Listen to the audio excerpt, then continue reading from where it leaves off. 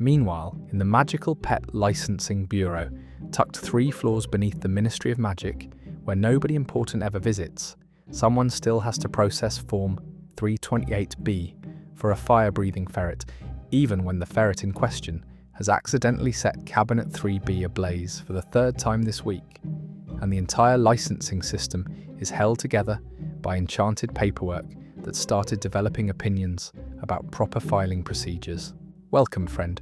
You found your way to another quiet corner of the wizarding world made famous by chosen ones and dark lords. Tonight, you're stepping into a cramped office in the Department for the Regulation and Control of Magical Creatures, Sub-Office for Domestic Beast Registration, where your job is to ensure that every witch and wizard who owns something with scales, feathers, or fire glands has filled out the appropriate documentation in triplicate. Here, while others handle prophecies and horcruxes, you're mainly concerned with whether Mrs. Pettigrew's new Kneasel hybrid meets the standard temperament requirements, and why someone from Hogsmeade keeps trying to register what is clearly a dragon as an oversized lizard. In a world held together by ancient magic and bureaucratic procedure, small acts of careful administration become the closest thing to sanity. Hope isn't loud in the licensing bureau. It's quiet, filed in alphabetical order, processed with the appropriate stamps and signatures. Now get comfortable. Let the smell of parchment and regulation ink surround you, and allow the small, steady rhythms of magical paperwork to guide you gently toward rest. The office is located on Level 4, Corridor 8, Room 347B of the Ministry of Magic, a designation that tells you everything about its importance, which is to say, very little. The door is wooden, slightly warped from decades of humidity that the maintenance charms never quite address, with a brass nameplate that reads Domestic Beast Registration. Office, in letters that have faded to the point where domestic is barely legible. You arrive at 8:47 on a Tuesday morning in November, 13 minutes before your official shift begins, because arriving exactly on time suggests you cut things too close, and arriving more than 15 minutes early suggests you have nothing better to do with your life. The hallway outside the office is empty at this hour, the kind of empty that feels complete, the kind of quiet that settles into corners and stays there, waiting. The door opens with the familiar creak, that same creak you've heard every morning for 6 years, the sound unchanging and somehow comforting in its predictability. Inside, the office looks exactly as you left it yesterday evening, organised in patterns that only you understand, arranged in systems that have developed slowly over time, everything in its proper place.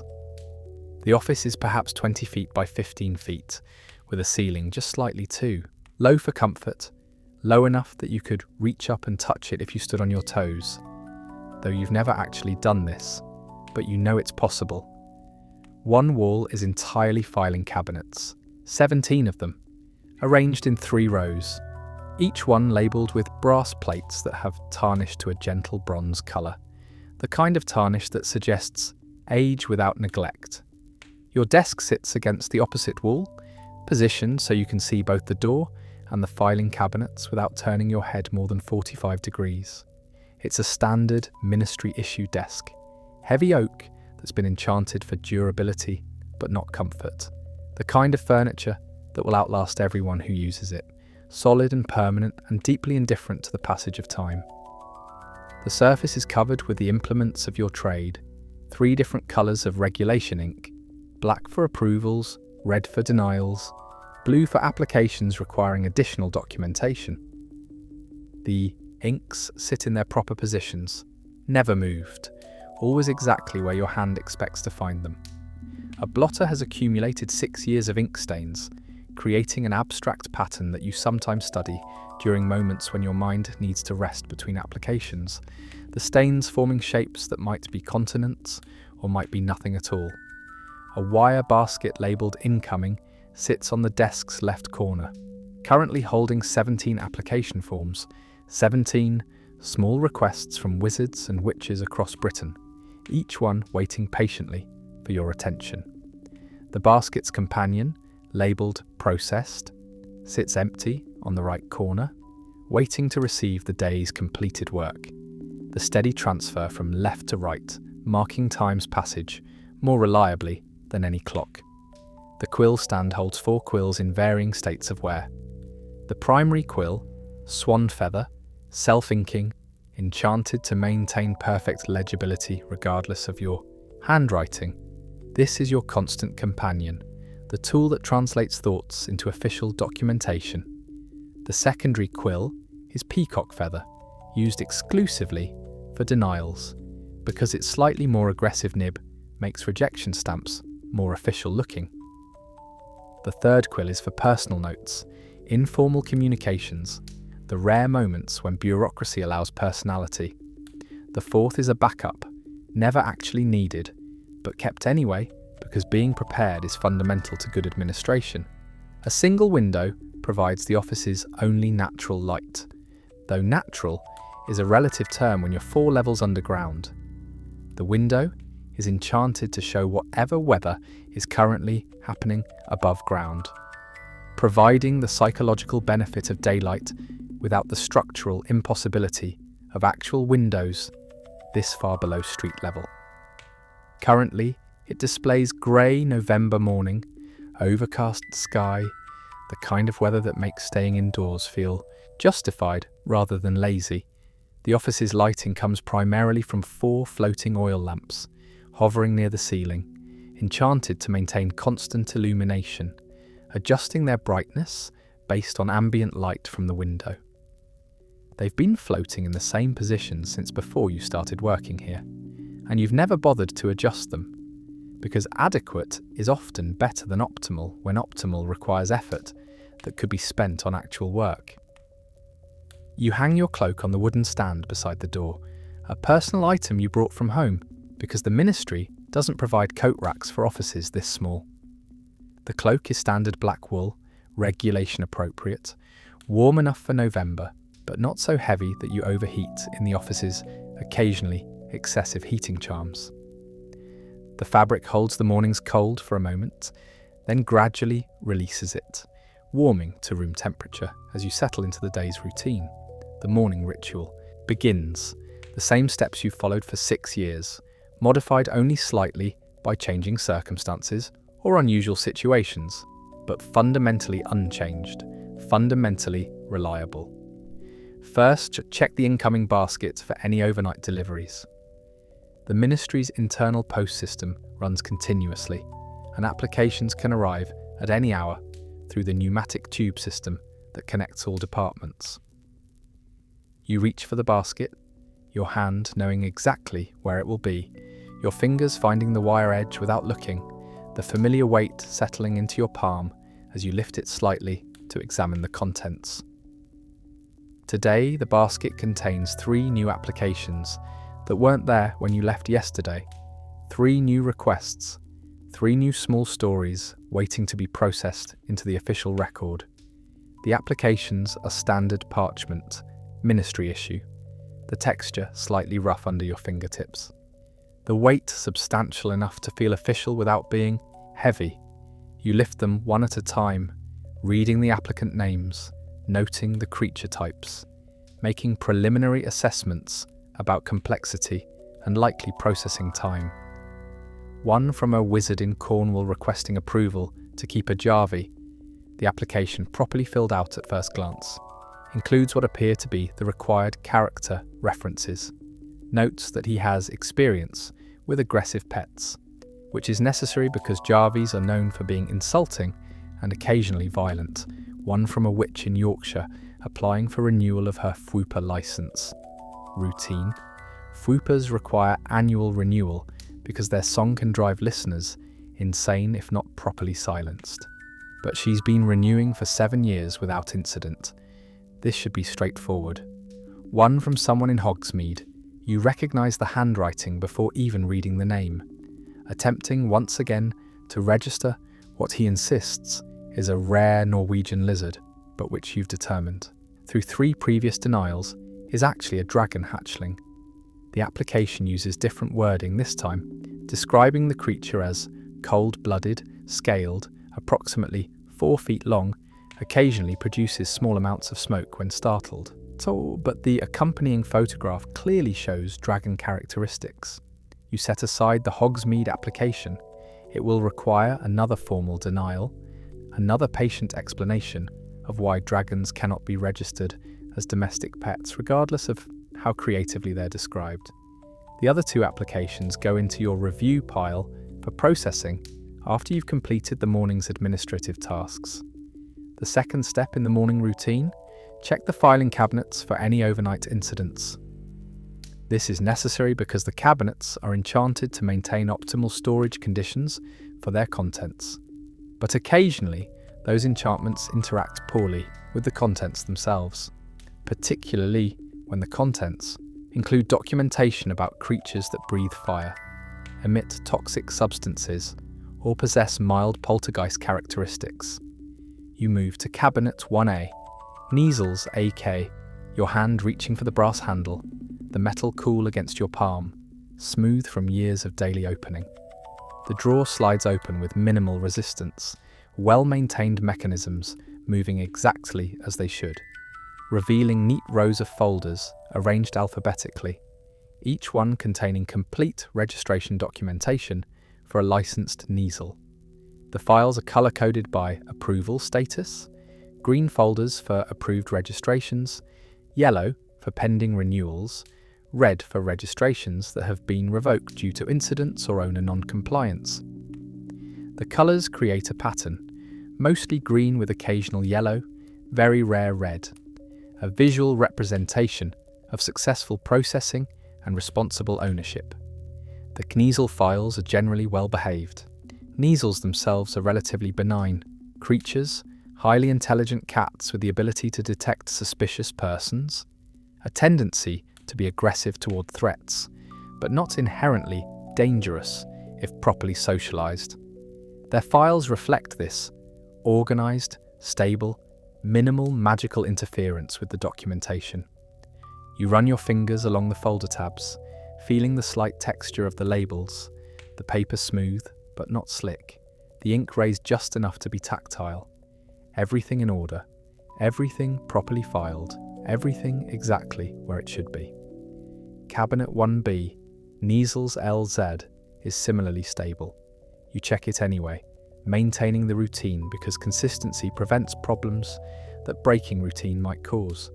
The drawer slides open, the folders arranged in their rows, the familiar smell of parchment and old ink rising from the cabinet's interior, a smell that has become associated with work and purpose and the steady progression of days. Cabinet 2A, Krupps and Krupp derivatives, and requires slightly more attention.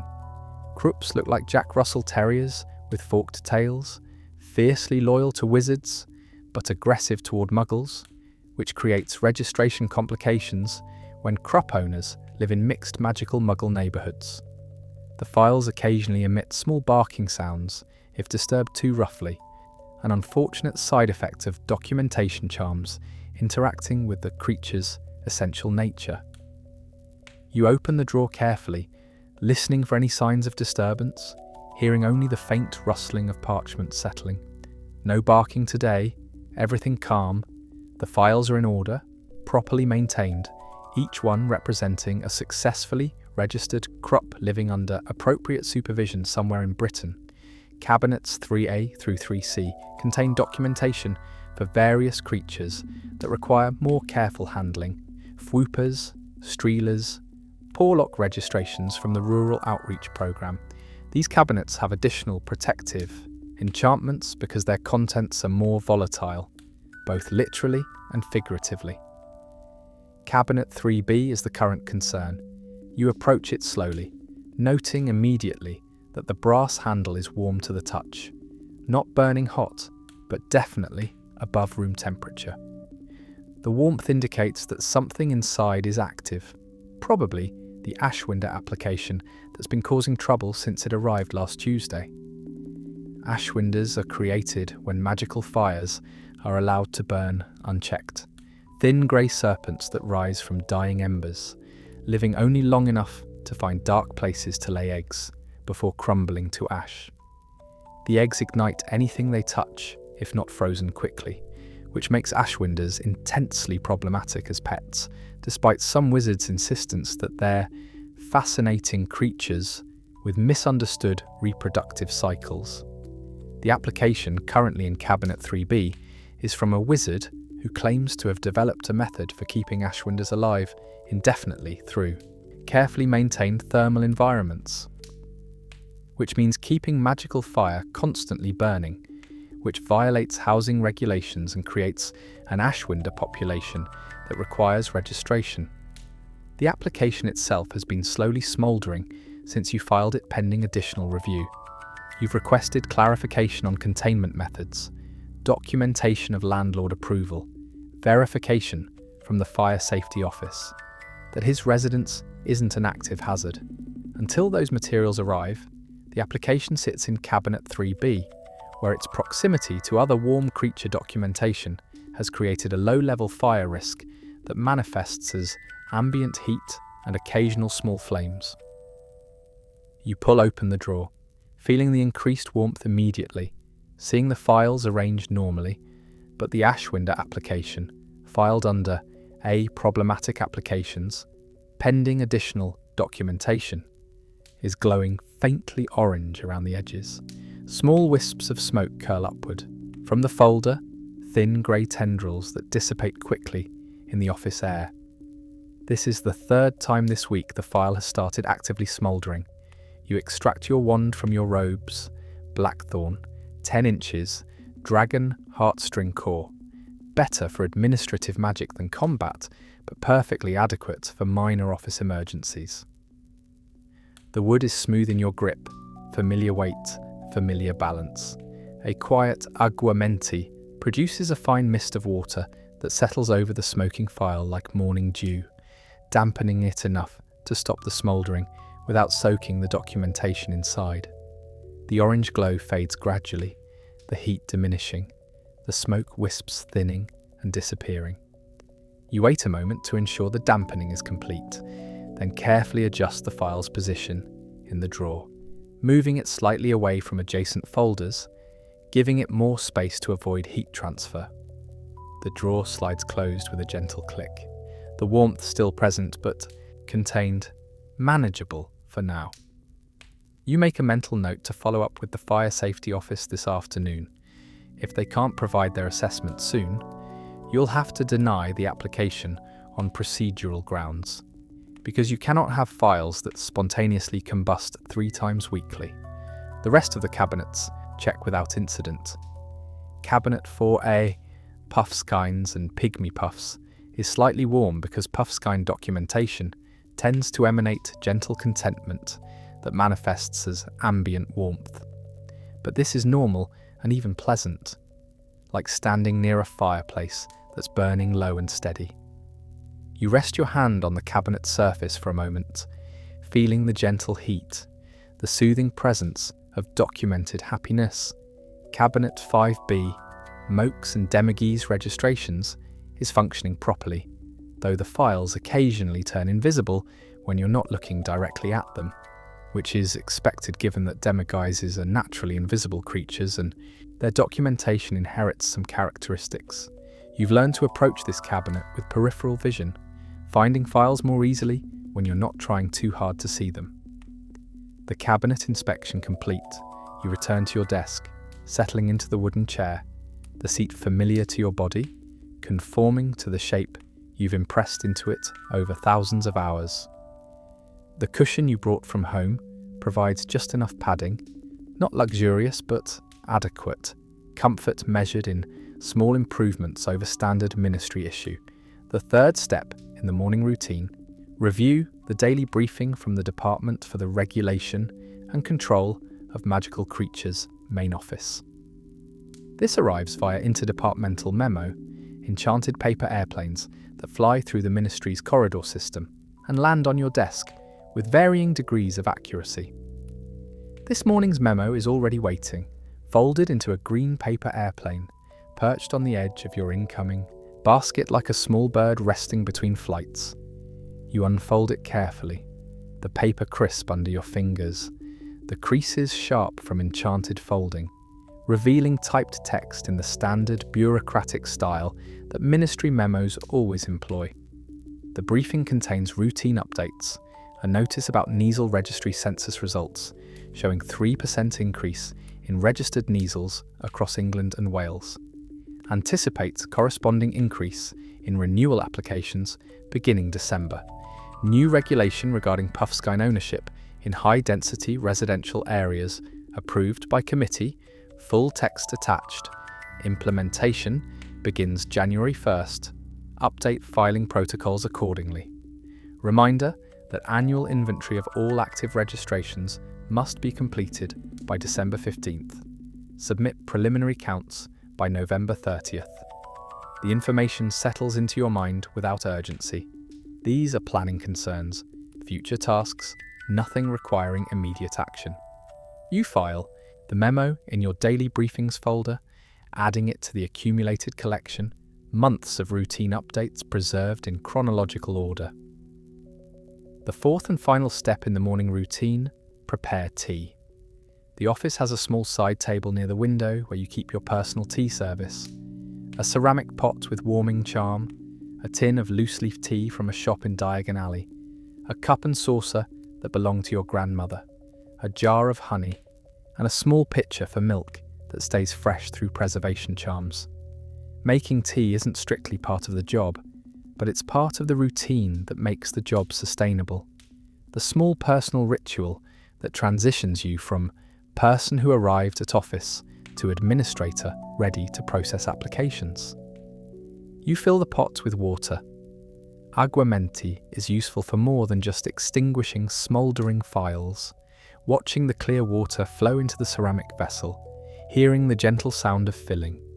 The water level rising steadily until it reaches the pot's shoulder. A whispered incendio brings it to perfect temperature without boiling, the flames licking briefly at the pot's base, then extinguishing, leaving water heated to exactly the right degree for optimal tea extraction. The tea is a black blend with hints of bergamot, strong enough to maintain alertness through hours of detailed documentation, but not so strong that you become jittery by mid-afternoon. You measure 2 spoons of leaves into the pot, watching them float on the water's surface, then slowly sink as they begin to steep, releasing colour gradually, the water shifting from clear to pale amber to deep brown. While the tea steeps, you organise your desk for the day's work.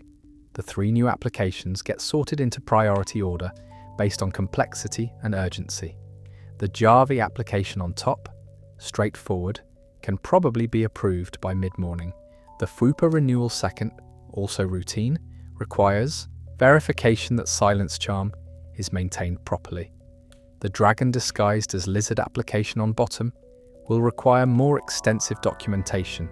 Another denial letter explaining, again, why dragons cannot be registered as domestic pets. The tea finishes steeping. You pour it carefully into your grandmother's cup, the china thin enough to see light through when you hold it up, delicate but durable, having survived decades of daily use. The tea streams in a steady arc, filling the cup, the liquid exactly the right shade of brown, adding honey from the jar, 1 careful spoonful, watching it sink through the tea and slowly dissolve. Then a small amount of milk, stirring until the colour reaches the exact shade that experience has taught you produces optimal flavour. The first sip is always the best, hot but not scalding, sweet but not cloying, strong but not bitter, the taste familiar and grounding, connecting this moment to thousands of previous mornings, the same tea, the same cup, the same small pleasure beginning each day. You settle deeper into your chair, cradling the warm cup in both hands, letting the heat seep into your palms, the steam rising gently, carrying the bergamot scent upward, filling the immediate space around you with comfort and routine. The clock on the wall shows 9:03. The official workday has begun. The office is quiet in the way that underground rooms are quiet. No street noise penetrating this deep. No sounds from adjacent offices because the walls are thick stone. Just the ambient sound of your own breathing. the occasional rustle of parchment when air currents from the corridor drift through the gap under the door, the gentle settling of old buildings and older magic. You take another sip of tea, set the cup carefully in its saucer, the china making a soft click as it settles, and reach for your primary quill. The swan feather is smooth between your fingers, the self-inking charm activating as you lift it, ready to translate your attention into official documentation. The first application, the Jarvie request from Cornwall, slides toward you across the desk. Time to begin the day's actual work, the steady rhythm of reading and evaluating and approving or denying, the careful application of established procedures to individual circumstances, the quiet bureaucracy that keeps magical Britain's creature population properly registered and safely managed. The application opens easily, the parchment unfolding to reveal neat handwriting, complete sections, attached documentation. You begin to read, letting the details settle into your mind, processing information through patterns established over 6 years of identical work, the rhythm as familiar as breathing, as steady as heartbeat, as reliable as the filing cabinets standing in their rows along the wall. And so the morning proceeds, one application at a time, one careful review at a time, the work absorbing without being urgent, detailed without being stressful, a gentle occupation of mind and hands, while November morning deepens outside the enchanted window, while the floating lamps maintain their steady glow, while the tea cools slowly in its grandmother's cup, while time passes in the unmarked way that time passes when you're doing exactly what you're meant to be doing. Nothing more, nothing less, just the work, steady and sure and endlessly patient. The Jarvie application is refreshingly complete, a rarity that immediately places it in the top tier of submissions you receive. Form 338B filled out properly, every section answered, every required attachment included, the kind of thorough preparation that suggests the applicant takes creature ownership seriously. You read through the sections methodically, your eyes moving across each line of text, absorbing information at a pace that allows for proper evaluation without rushing, because rushing leads to errors, and errors create complications that take more time to resolve than the time saved by hurrying. Section A. Applicant information. Name Harold Wickham. Address 47 Merlin's Cove, Tintagel, Cornwall. Age 42. Occupation retired curse breaker, Gringotts Egypt Division. The occupation is promising. Curse breakers deal with dangerous situations professionally. Tombs filled with protective spells and guardian creatures. Work that requires both competence and calm under pressure. Someone who spent 20 years breaking curses in Egyptian tombs likely has relevant experience with creatures that might be aggressive or unpredictable. Section B. Creature information species. Jarvie age, 6 months acquisition. Source, licensed breeder, magical menagerie, Diagon Alley. Current location, applicant's residence, registered address. Everything standard here. The magical menagerie is reputable. You've processed dozens of applications for creatures acquired there. They consistently provide proper documentation and health certificates. A 6-month-old Jarvie is young enough to bond properly with a new owner, but old enough to have developed basic temperament, the ideal age for acquisition. Section C. Experience and qualifications. Previous creature ownership. Yes, species previously owned. Krupp, registered, 8 years. Kneasel, registered. Deceased of natural causes after 12 years. Porlock, registered. Rehomed to sanctuary after applicant's retirement from fieldwork relevant training. Gringotts creature handling certification. Dangerous species. Completed 1998 character references. Provided 2 required, 3 submitted. This is excellent. Mr. Wickham has demonstrated ability to maintain long-term creature registrations, has professional training in handling dangerous species, has exceeded the minimum requirement for character references. The fact that he properly rehomed his poorlock when his circumstances changed shows responsibility, prioritising creature welfare over personal attachment. You turn to the attached character references, 3 letters on official letterhead, each one providing specific details rather than generic praise. The first reference from Roderick Plunkett, Gringotts division head, confirms that Mr. Wickham worked as cursebreaker for 20 years and demonstrated exceptional competence in handling dangerous magical creatures encountered during tomb excavations, including but not limited to Sphinx negotiations, basilisk avoidance protocols, and one memorable incident involving a colony of fire crabs that had established residence in a cursed treasury. The second reference from Araminta Hookham, proprietor of the Magical Menagerie, states that Mr. Wickham has been a customer for 15 years, has consistently provided excellent care for creatures purchased from our establishment, and specifically sought extensive consultation regarding proper Jarvie husbandry before committing to acquisition. The third reference from the Cornwall Dragon Sanctuary confirms that Mr. Wickham successfully rehomed his poorlock to our care when his professional circumstances changed, demonstrating responsibility and appropriate prioritisation of creature welfare over personal attachment. You set down the references and reach for your primary quill. This application will be approved. The only question is how to phrase the approval letter to acknowledge the exceptional quality of the submission. The quill moves across fresh parchment, the self-inking charm providing steady flow of black ink. Your handwriting translated into the official script that approval letters require. Formal, but not cold. Professional, but acknowledging the human element. Dear Mr. Wickham, RE. Application for domestic registration of Jarvie. Form 328B. Case No. 1147, wherein your application has been reviewed and approved. Your registration certificate is enclosed, along with the standard information packet regarding Jarvie care requirements and regulatory compliance. Please note the following conditions of approval. Annual renewal required beginning November 2024. Any incidents involving muggle exposure must be reported immediately. Escape of the Jarvie must be reported within 24 hours. Registration certificate must be presented upon request by ministry officials. Your thorough application and demonstrated experience with magical creatures made this approval straightforward. Should you have questions regarding ongoing compliance requirements, please contact this office. Sincerely, Domestic Beast Registration Office Department for the regulation and control of magical creatures.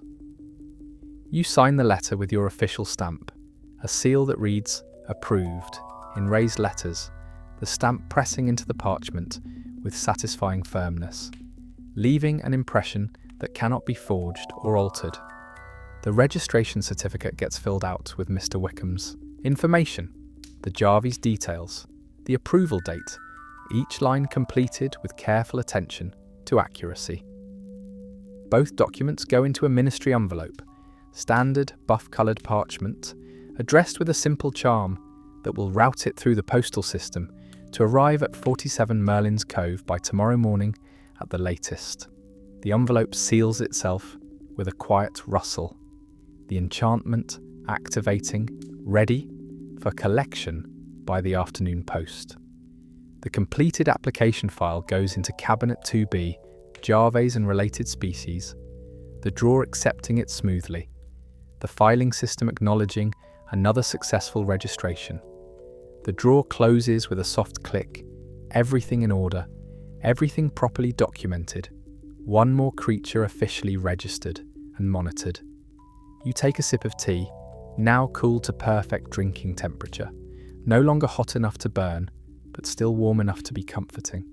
The liquid slides down your throat, leaving the pleasant taste of bergamot and honey. A small reward for work properly completed, one application processed, approximately 16 more waiting. The clock shows 9:47. The morning progresses efficiently. The next application is the Fwooper renewal from Yorkshire. You pull it from the review pile, unfolding the parchment, seeing immediately that this is a standard renewal rather than new application. The process slightly different, but equally important. Whoopers are African birds whose song drives listeners insane if heard for extended periods, making them simultaneously beautiful and dangerous. Their plumage comes in vivid colours, pink or orange or lime green, creating stunning visual displays that make them desirable as pets despite the complications.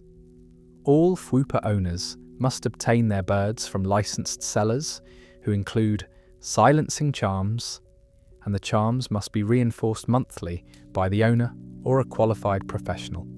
The applicant is Millicent Hoggett of Thirsk, Yorkshire, who's been renewing her whooper licence annually for 7 years without reported incidents. The renewal form is properly completed, includes documentation that her silencing charm maintenance is up to date, verified by a charm specialist in York, provides updated references confirming her continued competence.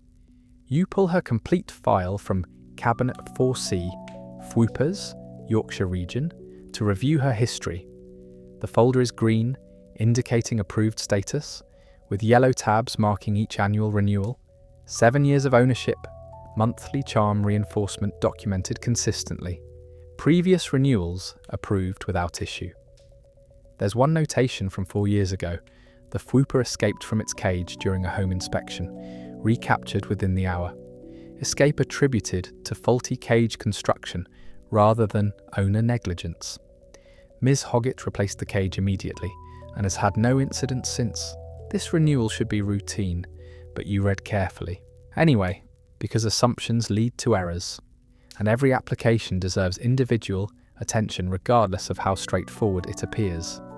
The charm maintenance records show perfect compliance. 12 reinforcements per year, always on schedule, performed by the same charm specialist in York, suggesting established relationship and reliable service. The current character references are from neighbours who confirm the whooper is properly silenced and causes no disturbances. Everything is in order. You prepare the approval letter, the language familiar from dozens of previous whooper renewals, but personalised with Ms. Hoggett's specific details. Dear Ms. Hoggett, RE, Whooper Licence Renewal, Form 2112F, Case Y089, YKS your renewal application has been reviewed and approved for an additional 1-year period ending November 2024. Your long record of responsible whooper ownership is noted and appreciated. Consistent charm maintenance and proper care protocols ensure both your safety and your whooper's well-being. Please continue monthly charm reinforcement schedule and maintain current documentation practices. Sincerely, Domestic Beast Registration Office. The approval stamp, the updated registration certificate, into the envelope, addressed to Thirsk, ready for tomorrow's post. The file returns to Cabinet 4C with the new renewal documentation properly attached, the green folder going back into its alphabetical position, everything maintained in perfect order. 2 applications processed, the rhythm establishing itself nicely, the work flowing at the pace that 6 years of practice has made natural, not rushed, not delayed, just steady progression through the day's requirements. You finish your tea, the cup now empty, the last drops having provided their measured comfort. The cup returns to its saucer with a gentle click, ready to be refilled later if afternoon requires additional fortification. Before pulling the next application, you allow yourself a moment of stillness, hands resting on the desk, eyes on the enchanted window, where November morning continues its grey progression, the light neither brightening nor dimming, just maintaining its overcast constancy. The floating lamps hover in their positions, casting steady illumination, requiring no attention, fulfilling their purpose through enchantments established long ago. Magic becomes so routine, it's indistinguishable from ordinary function. The filing cabinets stand along their wall, 17 of them, each one holding hundreds of folders, each folder representing a creature and an owner, and a moment when bureaucracy intersected with daily life and created order from potential chaos. Cabinet 3B is cool to the touch now. You checked it earlier. The Ashwinder application dampened and settled, no longer actively smoking, at least for the moment. The problem contained if not resolved. The office holds you in its familiar embrace. The space neither large nor small, but exactly adequate for its purpose. The walls thick enough to provide quiet, the ceiling low enough to feel sheltered, the window providing connection to the world above, without overwhelming the underground sanctuary of paperwork and procedure. You reach for the next application, your hand moving without thought, fingers finding the parchment through muscle memory and routine, pulling it toward you across the desk, ready to continue the work, ready to process the next request, ready to maintain the steady rhythm that defines your days and weeks and years in this small office, where nobody important ever visits, but where important work continues regardless. The application unfolds, revealing another story, another wizard or witch seeking permission to share their life with a magical creature. Another small moment where your evaluation and approval or denial will shape their circumstances, will grant them companionship or require them to find alternative arrangements. And you read carefully, thoroughly, giving this application the same attention you gave the first, because every creature deserves proper consideration. Every owner deserves fair evaluation. Every decision deserves the weight of careful thought. The work continues, one application at a time, one measured decision at a time. The steady accumulation of small bureaucratic acts that somehow add up to something larger than their individual parts. Something that keeps magical Britain functioning. Something that protects both creatures and owners through the simple mechanism of proper documentation and consistent standards. And outside, November deepens, but inside this office, time moves at its own pace, measured not in hours but in applications processed, not in minutes but in files properly organised, not in seconds but in the quiet satisfaction of work done correctly, thoroughly, with care. The rhythm continues, steady as breathing, certain as heartbeat, reliable as the filing cabinets, standing patient watch along the wall, waiting to receive the next completed case, waiting to add another folder to their organised collections, waiting with the endless patience that only well-maintained systems possess. And so the morning proceeds, gently, methodically, without drama or crisis, just the quiet work of administration, the careful application of established procedures, the steady maintenance of order in a small corner of a magical world that continues turning whether anyone notices these particular efforts or not. But the work matters in its quiet way, in its persistent attention to detail, in its refusal to cut corners or rush through complications. The work matters because someone must ensure that the creatures are properly registered, properly cared for, properly protected from negligent ownership and dangerous circumstances. And today, in this office, in this moment, that someone is you, sitting at your desk, processing applications, maintaining files, drinking tea that has gone cold, doing the work that needs doing, without complaint or recognition or any expectation beyond the simple satisfaction of another day's requirements, met through careful attention and practiced skill. The work continues, as it always does, as it always will, one application at a time, one careful decision at a time, steady and sure and endlessly patient. The third application in the morning's pile is the one from Hogsmeade, the fourth attempt to register what is clearly a dragon as something else, anything else. Whatever creative description might slip past ministry scrutiny and result in approval, you recognise the handwriting before reading the name, the same slightly cramped script, the same optimistic tone, the same fundamental misunderstanding, and you set it aside with the gentle certainty that comes from having processed 3 identical applications before this one. The application will be denied, As the others were denied, as any future attempts will be denied, because dragons cannot be registered as domestic pets regardless of how they're described. This truth is simple, unchanging, requiring no debate or consideration, just the quiet application of established regulations.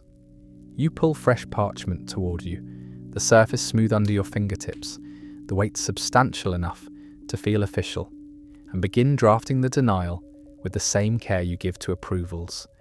Because even negative responses deserve proper attention, deserve clear explanation, deserve the courtesy of thorough documentation. The quill moves in familiar patterns, black ink flowing, the self-inking charm maintaining steady supply. Your handwriting translated into the official script that denial letters require. Dear Sir, RE, application for registration, Form 328B, case number 847 HGM, 4th submission. Your application has been reviewed and must be denied for the reasons stated in 3 previous denials. The creature described is a dragon. Private ownership of dragons is prohibited under established regulations. This prohibition cannot be circumvented through alternative descriptions. This office will not process further applications for this creature. The matter is now closed. Should you wish to work with dragons, please explore opportunities through licensed sanctuaries. Sincerely, Domestic Beast Registration Office. The denial stamp pressed into the parchment, the red ink stark and final, the impression clear. The letter goes into its envelope, addressed to Hogsmeade, ready for today's post. The application file goes into Cabinet 7A. Denied applications, dragons, and prohibited species, joining its 3 predecessors. All 4 attempts now documented. The pattern complete. The outcome unchanging, as it always was, as it always will be. The cabinet accepts the folder, the drawer sliding closed with a soft click, and you rest your hand on the closed drawer for a moment, feeling the cool metal of the handle, the solid presence of the cabinet, the weight of accumulated denials stored within. 3 applications processed. The morning continues its measured pace. You stand from your desk slowly, stretching gently, feeling the small accumulations of tension in shoulders and neck, releasing them through careful movement. The brief pause helps. The change of position refreshes.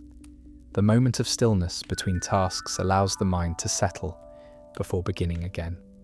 Walking to the window, you look at the enchanted view of London above.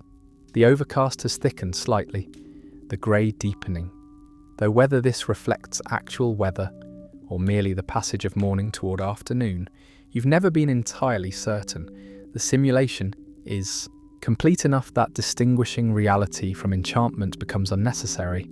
Both serve the same purpose. Both provide connection to the world above while you work in this underground sanctuary. The office behind you holds its familiar arrangement, and you take a moment to simply observe it. Desk with its carefully organised implements, filing cabinets standing in patient rows, tea service on its side table, everything exactly where it should be. Everything contributing to the functional efficiency that makes the work possible, makes the days manageable, makes the weeks sustainable. You return to the desk slowly, settling back into the chair's familiar contours, feeling it receive your weight, conform to your shape, the cushion you brought from home providing just enough padding, adequate comfort for hours of seated work. The remaining applications wait in the incoming basket, patient, unhurried, just paper and ink and the stories they contain, waiting for your attention in their turn.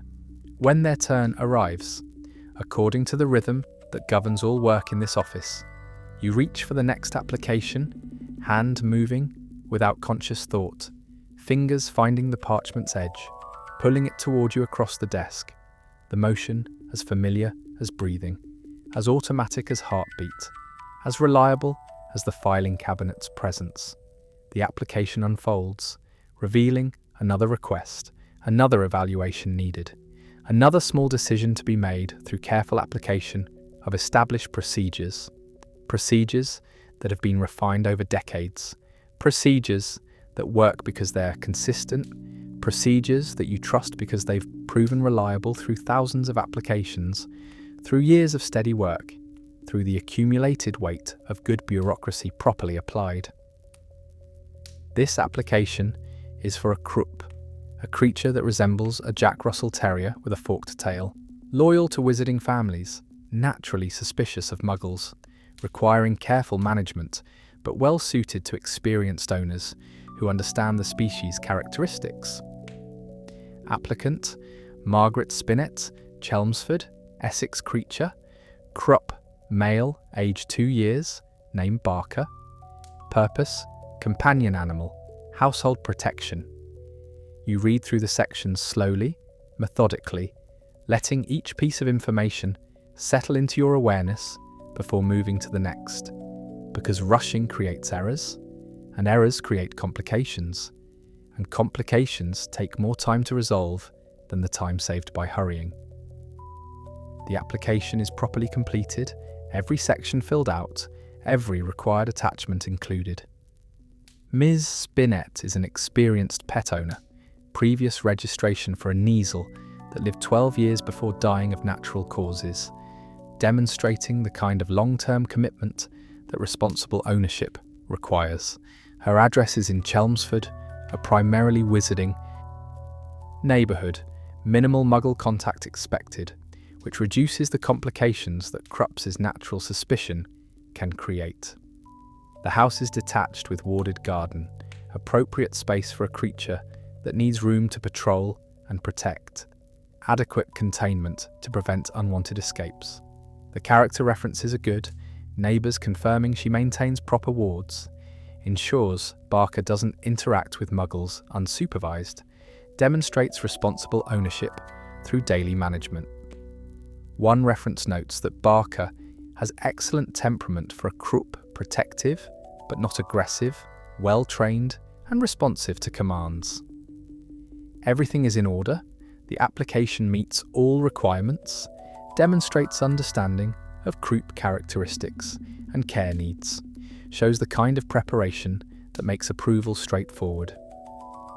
You rest your hand on the application for a moment, feeling the parchment's texture, the slight roughness, the weight that official, high documentation possesses, and allow yourself a small moment of satisfaction that this application is so well prepared that some wizards take the registration process seriously, that good work is being done on both sides of this bureaucratic exchange. The approval letter writes itself through your practiced hand, the quill moving in patterns you've repeated hundreds of times. The language standard but personalised with specific details that acknowledge Ms. Spinett's particular circumstances. Dear Ms. Spinett, RE, application for Krupp registration, Form 215C, Case DUA 148. ESX, your application has been reviewed and approved. Registration certificate enclosed. Please maintain current management protocols regarding muggle interaction. Krupp's natural suspicion requires vigilant supervision when any possibility of contact exists. Annual renewal required beginning November 2024. Sincerely, Domestic Beast Registration Office. The approval stamp pressed into the parchment with satisfying firmness, the seal reading approved in raised letters, the impression that cannot be forged or altered, the official mark that grants permission and creates obligation.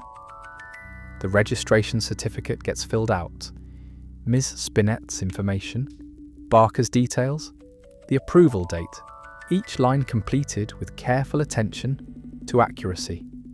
Because these certificates will be referenced, will be verified, will serve as official record for years to come.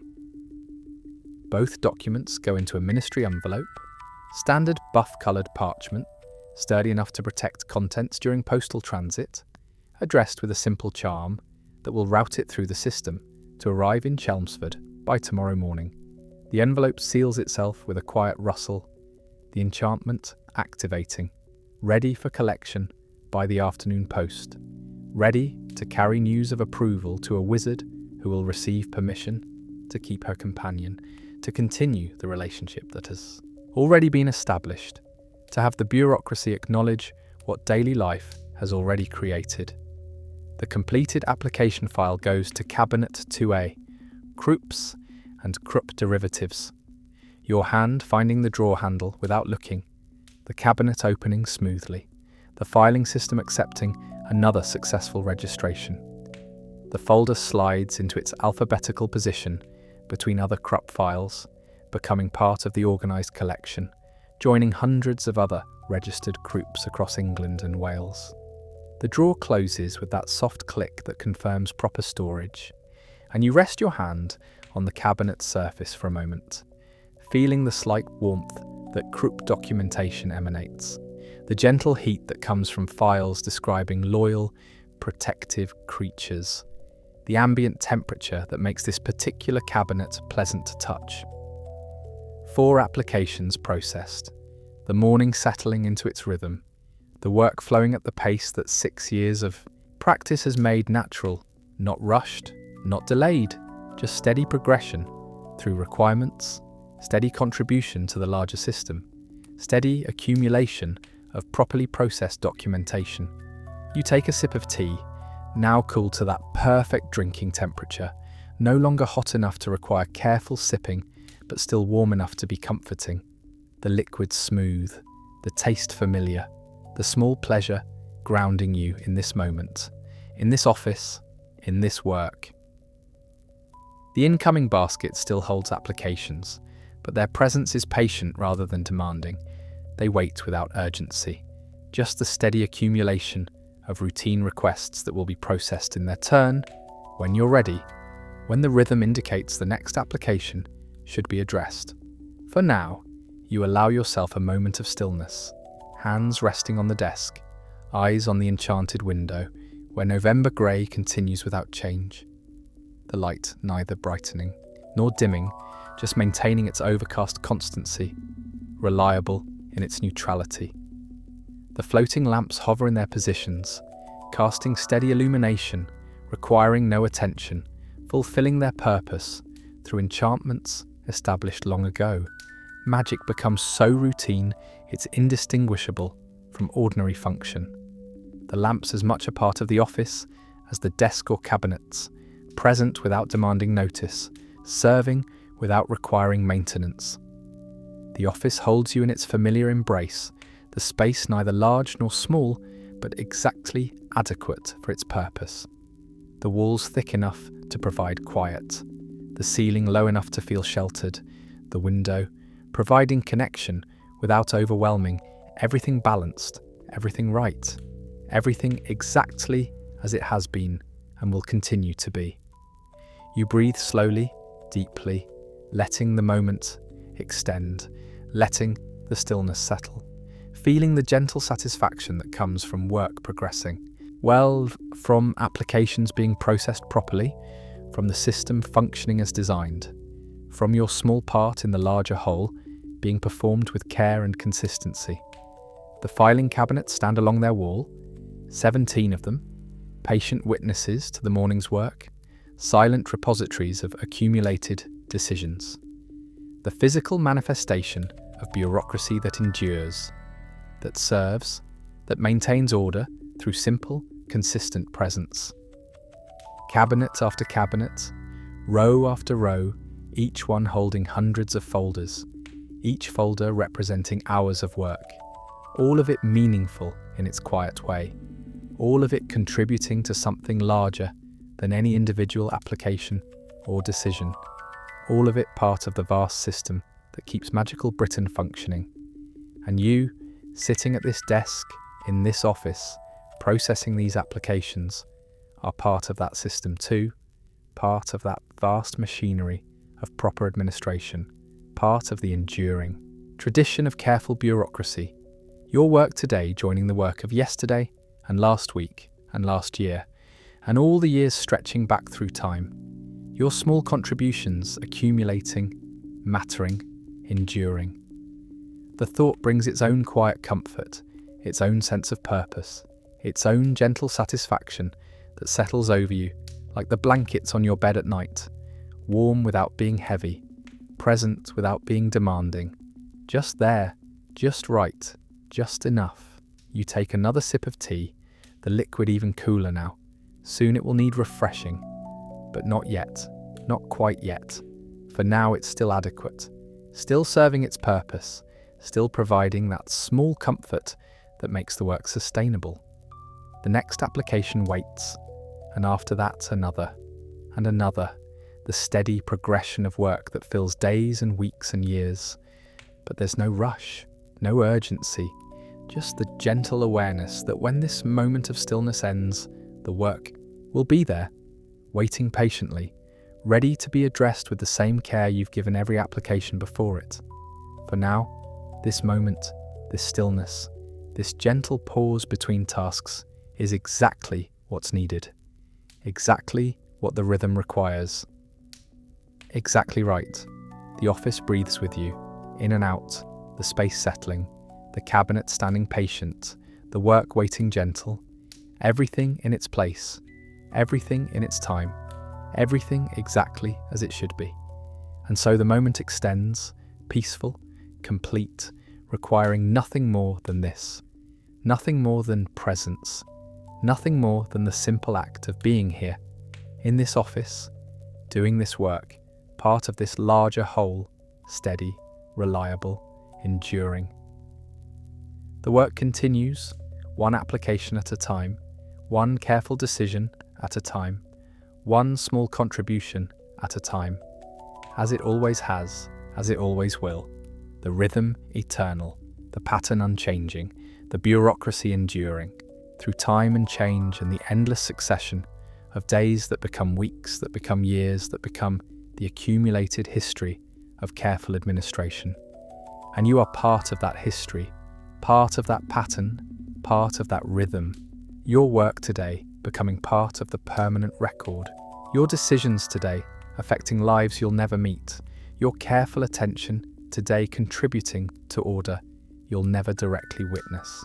But the work matters in its quiet way, in its persistent dedication to detail, in its refusal to rush or skip steps or compromise standards. The work matters because someone must do it. And today, in this office, that someone is you. The moment settles, deepens, extends, and you rest in it, letting it hold you, letting it sustain you, letting it prepare you for the continuation of work that never truly ends, but only pauses, only breathes, only rests before resuming. The filing cabinets stand, the applications wait, the tea cools slowly, and you sit, present, aware, ready, in the gentle space between what was and what will be. In the eternal now, where all work happens, where all decisions are made, where all bureaucracy functions, steady, sure, enduring. The afternoon settles into the office with the same grey light that has characterised the entire morning, November refusing to commit to either brightness or darkness, maintaining its neutral overcast through hours that pass without dramatic change, the light constant, reliable, unchanging as the work itself. You've processed 7 applications by 1:15, a productive morning by any measure. The incoming basket decreased from 17 items to 10, the steady reduction satisfying in its visible evidence of progress, tangible proof that work advances, that applications are being addressed, that the system functions through your careful attention. Lunch is eaten at your desk, a simple affair requiring no preparation, just unwrapping and consuming. A sandwich brought from home this morning, cheese and pickle on brown bread, the wax paper crinkling softly as you open it, the sound familiar and somehow comforting, the small domestic ritual embedded in the workday. You eat slowly, methodically, giving the act of eating its proper attention, not rushing through fuel consumption to return to work, but allowing lunch to be what it is, nourishment, pause, the brief suspension of processing applications to process food instead. The sandwich tastes of routine and preparation, nothing special, but nothing unpleasant. The cheese sharp enough to be interesting, the pickle providing textural contrast, the bread substantial enough to satisfy, adequate nutrition delivered through familiar flavours, the same sandwich you eat most days, the consistency comforting rather than boring. You've learned over years that light lunches maintain better focus than substantial one, that the body's digestive demands competes with the mind's processing capacity, that moderation serves better than indulgence when the afternoon's work requires sustained attention. And so you eat this same simple meal day after day, the repetition creating its own satisfaction, its own gentle pleasure. Between bites, you allow your eyes to rest on the enchanted window, watching the grey light that shows no signs of changing, the overcast complete, the November sky doing what November skies do, maintaining their neutral presence, neither threatening rain nor promising sun, just being, just continuing, just filling the space above London with grey that extends in all directions. The sandwich consumed, you clean your hands with a simple cleaning charm, the crumbs vanishing, the surface of your desk restored to its proper state, everything returned to working order.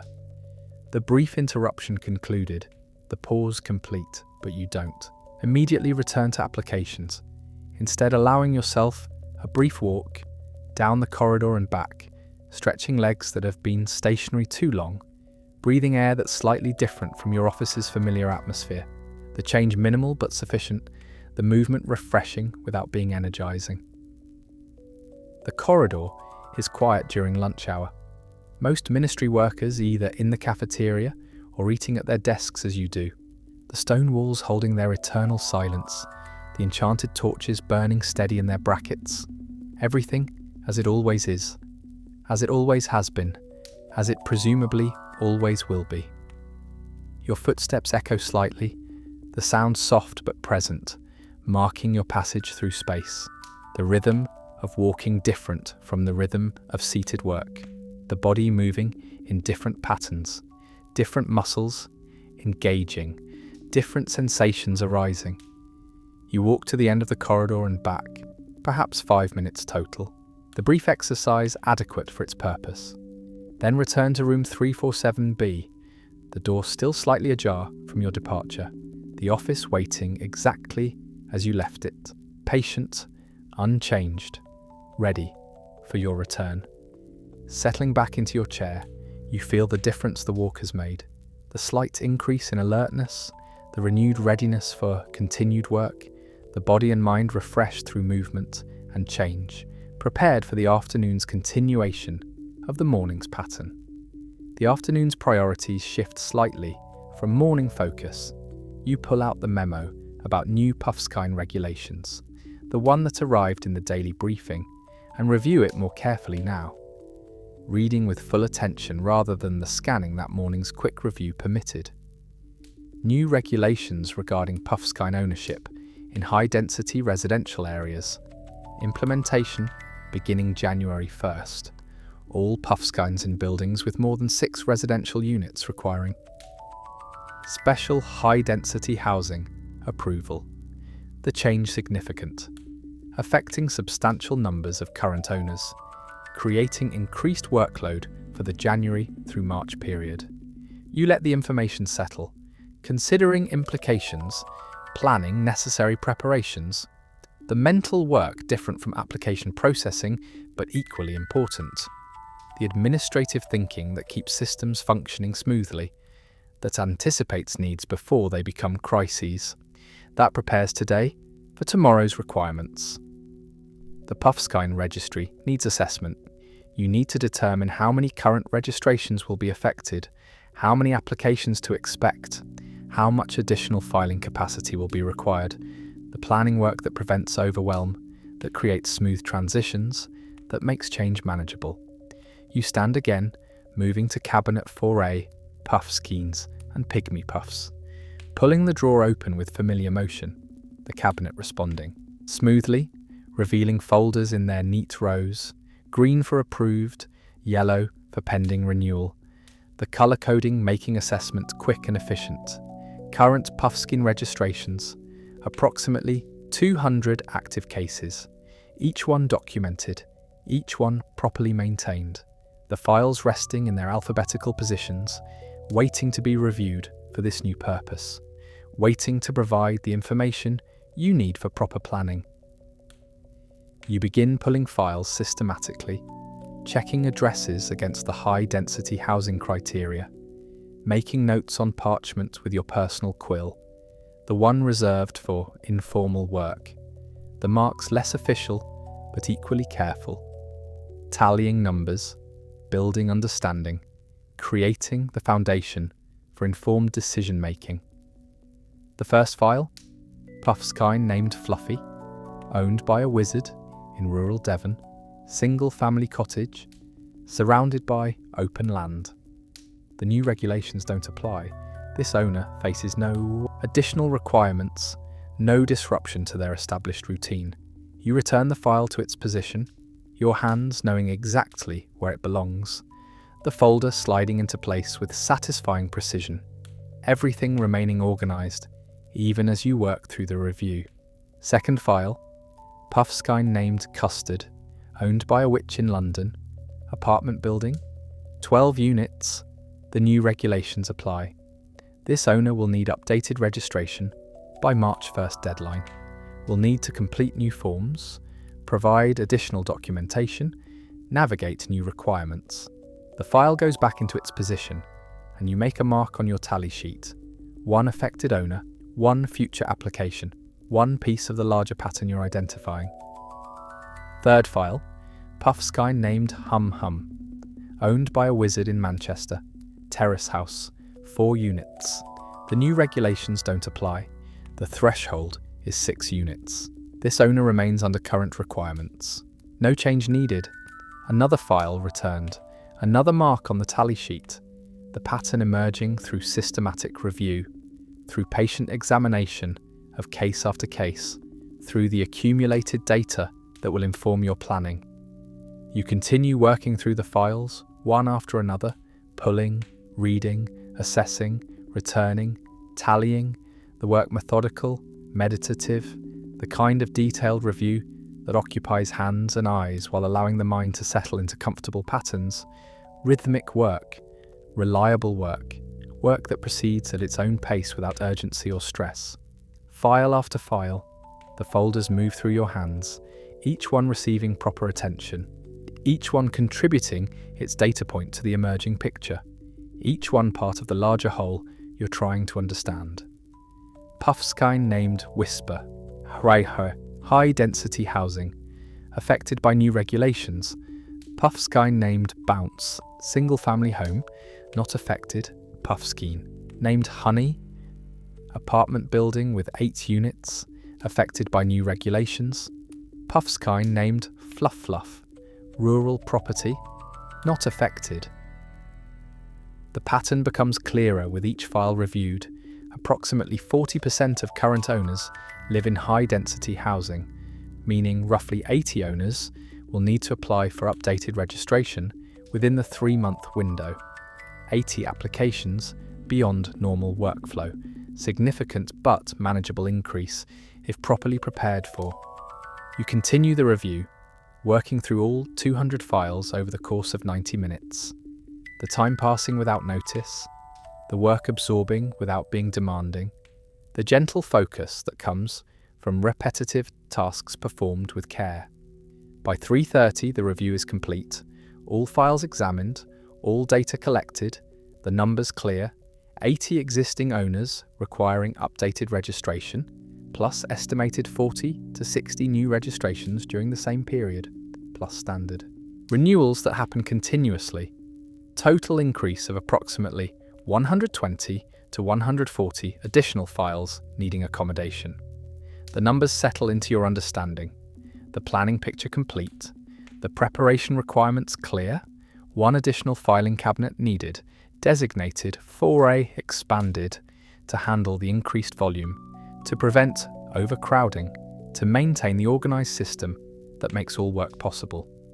You return the last Puffskein file to its position, the drawer sliding closed with its familiar click, cabinet 4A complete and properly organised, ready for the expansion that will soon join it. ready for the increased demands that January will bring. Moving to your desk, you pull fresh parchment and begin drafting the request to Magical Maintenance, the formal documentation that will authorize the new cabinet, that will initiate the installation process, that will ensure readiness before the rush begins. The request writes itself through practiced formulation, stating current situation, projecting future needs, specifying requirements, requesting installation timeline, all the standard elements of infrastructure planning, all the familiar language of bureaucratic preparation. 2. Magical Maintenance, Ministry Infrastructure. From Domestic Beast Registration Office, Level 4, Room 347 BRE, Filing Cabinet Expansion Request.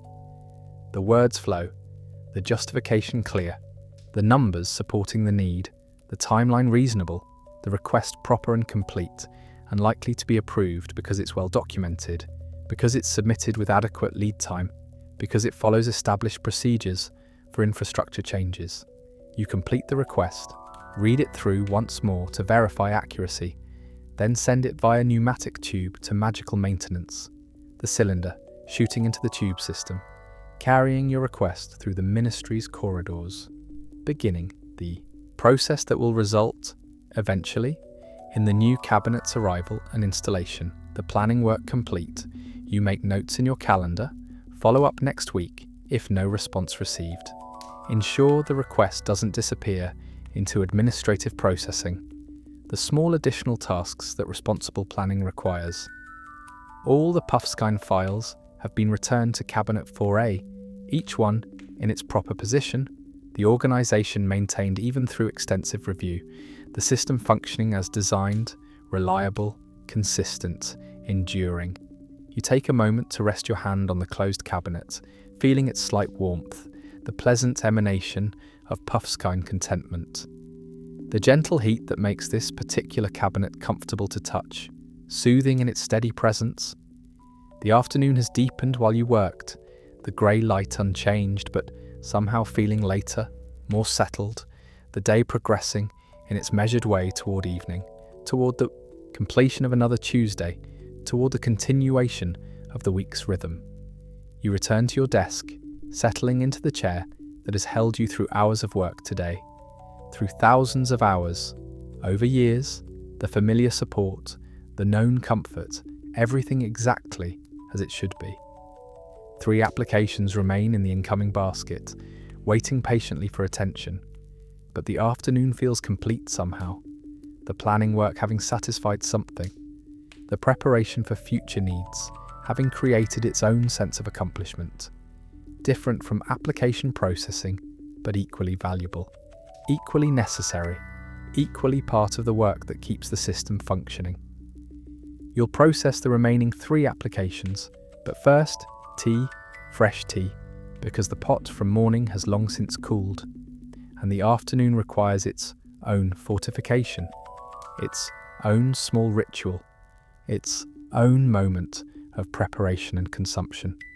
The tea service waits on its side table, pot and cup and saucer, tin of leaves, honey jar, milk pitcher, all arranged exactly as they always are, as they always will be, the consistency creating its own comfort, its own reliability, its own gentle pleasure. You prepare the tea with the same care as morning, water heated to perfect temperature, leaves measured precisely, steeping time observed, honey and milk added in correct proportions. The ritual complete in all its steps, the result exactly as intended. The first sip confirms the preparation was successful, the taste right, the warmth welcome, the familiar comfort settling into your system, preparing you for the afternoon's final work, for the completion of Tuesday's requirements, for the gentle progression toward day's end. And so the afternoon continues, tea consumed slowly, applications waiting patiently, the grey light holding steady, the filing cabinets standing in their eternal rows, the work proceeding at its measured pace, steady, reliable, enduring as it always has, as it always will, one small task at a time, one careful decision at a time, one quiet contribution at a time to the vast machinery of proper administration that keeps magical Britain functioning, that maintains order, that serves through simple, consistent presence. The rhythm continues, gentle, unchanging, eternal. The Flu network deposits you in your flat sitting room at 5:23, the green flames releasing you into familiar domestic space, the transition from ministry to home, complete in a swirl of powder and magical transport. Your flat is modest, 2 rooms plus kitchen and bathroom, located in a quiet, wizarding neighbourhood in London, far enough from Diagon Alley's bustle to be peaceful, but close enough that the morning commute to the ministry is reasonable. The rent is manageable on your ministry salary, the space adequate for a single person whose life centres primarily around work rather than elaborate home entertaining. The sitting room welcomes you with its familiar arrangement, a comfortable armchair by the window, bookshelves holding volumes on magical creatures and ministry regulations intermixed with novels and poetry collections, a small table, adequate lighting from enchanted sconces, everything reflecting your preference for functional comfort over decorative display. You remove your work robes, hanging them carefully on the hook behind the door. They'll need cleaning this weekend, but can wait until Saturday. Underneath you wear simple, casual clothes, trousers and shirt, comfortable layers that have served through the workday beneath formal robes. The evening routine begins with the same methodical approach as work routines, steps followed in familiar order, creating structure that makes solitary evenings feel purposeful rather than empty. First, to prepare dinner. The kitchen is small but well organised, every implement in its designated place, cupboards holding adequate supplies, preservation charms keeping food fresh through the week. Tonight's meal is simple, pasta with vegetables, quick to prepare and satisfying without being heavy. Water set to boil, vegetables chopped with practiced efficiency, the rhythm of cooking familiar and soothing. The pasta goes in when the water reaches full boil, the vegetables sautéed in a separate pan, timing coordinated so everything finishes simultaneously. The meal comes together, plated simply, carried to the small table in the sitting room where you eat while reading. Tonight's reading material is Fantastic Beasts and Where to Find Them, not for work purposes, but for pleasure. A book you've read dozens of times, but that remains comforting in its familiar descriptions of creatures you work with professionally. You eat slowly, methodically, the pasta properly cooked, the vegetables seasoned adequately, nothing exceptional, but nothing unpleasant, just fuel and mild enjoyment combined in the simple act of dinner. The chapter on Neasels describes their intelligence, their ability to detect suspicious persons, their loyalty to wizarding owners. You've approved 3 Neasel registrations this week alone, each application representing some wizard or witch who wants that companionship, that protection, that connection to a creature whose intelligence approaches human levels. The chapter on puffskeins mentions their gentle nature, their adaptability, their humming sounds that many owners find soothing. Soon there will be new regulations affecting puffskein ownership, new applications to process, new filing requirements to manage, but tonight that's simply background knowledge, not urgent concern. Dinner finished, you wash the dishes with a simple cleaning charm, dry them manually because the act of toweling plates and returning them to shelves provides satisfying closure to the meal, everything back in its place, the kitchen restored to its organised state, ready for tomorrow's breakfast preparation. The evening stretches ahead with pleasant emptiness. You settle into the armchair by the window with fresh tea, properly prepared in your personal teapot that's better quality than the office version, and continue reading. Fantastic Beasts gives way to a novel, something you've been working through for the past week. Fiction that requires no professional application, just story and imagination and the simple pleasure of words arranged well. The reading continues through the evening, accompanied by tea that gradually cools, the light from enchanted sconces steady and adequate. The sounds from neighbouring flats providing gentle reminder that you're part of a community even while spending the evening alone. By 9:00, the day's fatigue accumulates, eyes growing slightly heavy, attention drifting from the page more frequently, the body's signals indicating readiness for sleep approaching. You prepare for bed with the same systematic approach as all routines, laying out tomorrow's work clothes, setting the alarm for 7:30 because tomorrow is Friday, and Fridays allow slightly later waking since the weekend follows, ensuring your wand is positioned where you can reach it if needed, but won't accidentally activate it while sleeping. The bedroom is small and simple, a bed with comfortable mattress, a wardrobe, a small table with a lamp, functional space for rest rather than display, everything serving its purpose without unnecessary elaboration. You settle under the covers, the mattress significantly more comfortable than your office chair, a luxury you've invested in because quality sleep makes quality work possible. The blankets are warm without being heavy, the pillow positioned exactly right for your preferred sleeping position. The darkness is complete and peaceful when you extinguish the lamp. No enchanted window showing simulated weather, no floating lamps maintaining constant illumination, just natural darkness and quiet. Your mind drifts through the day's events in that half-conscious state before sleep fully arrives. The Jarvie application approved for the retired cursebreaker in Cornwall. The FWUPA renewal processed smoothly. The Dragon application denied for the 4th time with finality. 12 applications total. Steady, productive work contributing to the larger system. The thoughts fragment and dissolve as sleep approaches more insistently. The specific cases becoming less distinct. What remains is the underlying satisfaction of work done properly. Applications processed fairly. Regulations enforced consistently.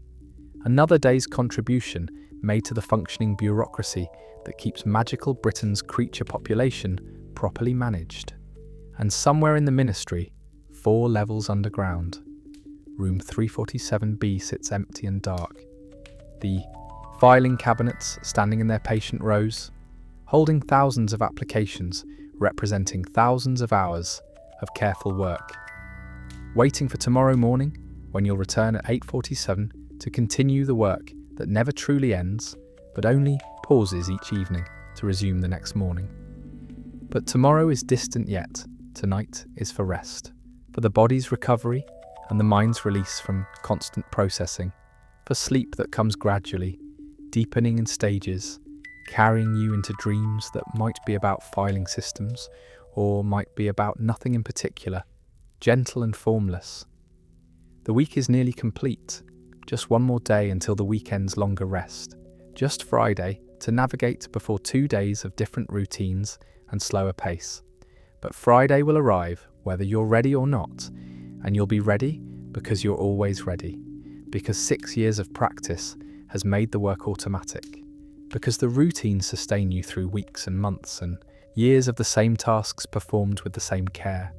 Sleep deepens, consciousness fading further, the thoughts becoming wisps rather than coherent observations, just the gradual drift into unconsciousness, into rest, into the darkness that holds everything safely until morning arrives and the cycle begins again. Rest, deep, complete, until the alarm sounds at 7:30 and Friday begins with its own rhythms and requirements.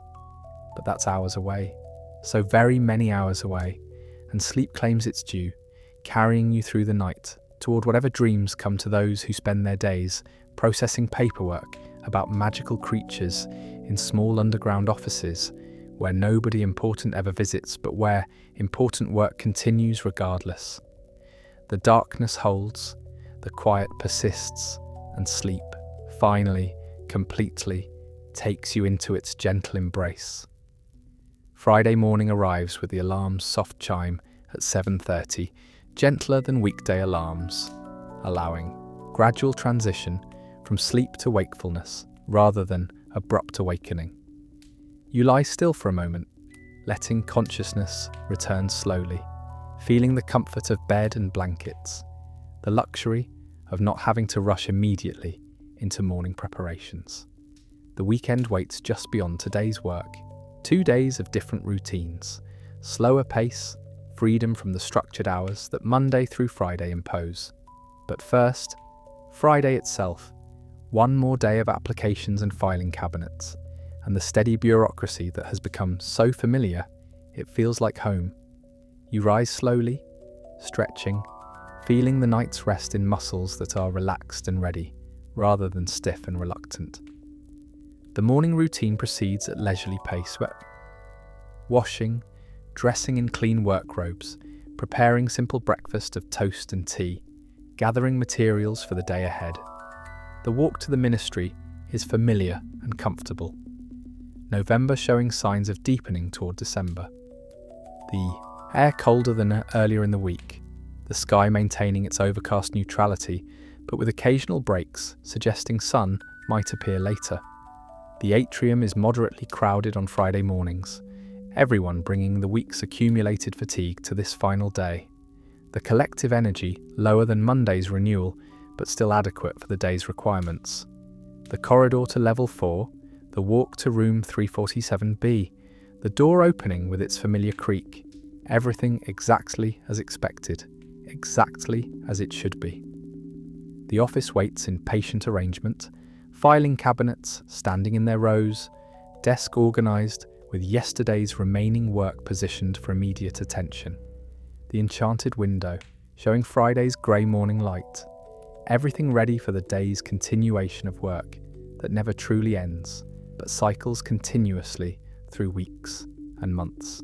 You hang your cloak on its stand, settle into the chair's familiar contours, and begin the morning routine that has marked the start of every workday for 6 years. First, check the incoming basket. Overnight deliveries have added 3 new applications to yesterday's remaining 5, bringing the total to 8 applications waiting for attention. A reasonable number, not overwhelming, well within the capacity of a Friday's work schedule. Second, inspect the filing cabinets, walking along the row, touching each handle, confirming overnight stability. Cabinet A, cool and stable. Kneesel files resting peacefully. Cabinet 1B, equally stable.